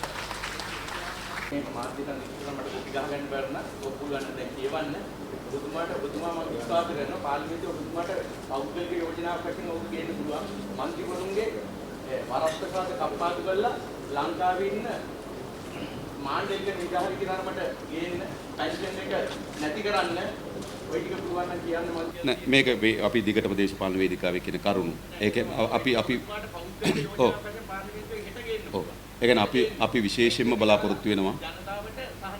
ඒ කියන්නේ අපි විශේෂයෙන් බලාපොරොත්තු වෙනවා. අපේ රටේ දේශපාලනය වරප්‍රසාදලත් අතිශය මහජනයාට උඩින් නීතියට උඩින් ඉන්න සංස්කෘතිය වෙනුවට සේවාවක් බවට පත් වෙන නීතිය ධනයේ තියෙනවද බලයේ තියෙනවද දුප්පත්ද පොහොසත්ද කියන ભેදකින් තොරව සාධාරණ නීතියක් ඉටු වෙන්න ඕන. ඒ නිසා හැම දේශපාලකයම නීතියට යටත් වෙන්න ඕන. දේශපාලන වරප්‍රසාදලත් තනතුරක් වෙනුවට ඒ මහජන සේවාවට පරිවර්තනය කරන්න. මම හිතන්නේ මේ මහත්මයා ඒ සඳහා යෝජනා ගණනාවක් ඉදිරිපත් කළා තිබෙනවා. අපි විටින් විට මේ කරුණු ඉදිරිපත් කළා තුනේ පිළිබඳව එතුමාට නැවත ස්තුතිවන්ත වෙමි. එහෙනම් අපි අවසන් කරනවා. බොහොම ස්තුතියි.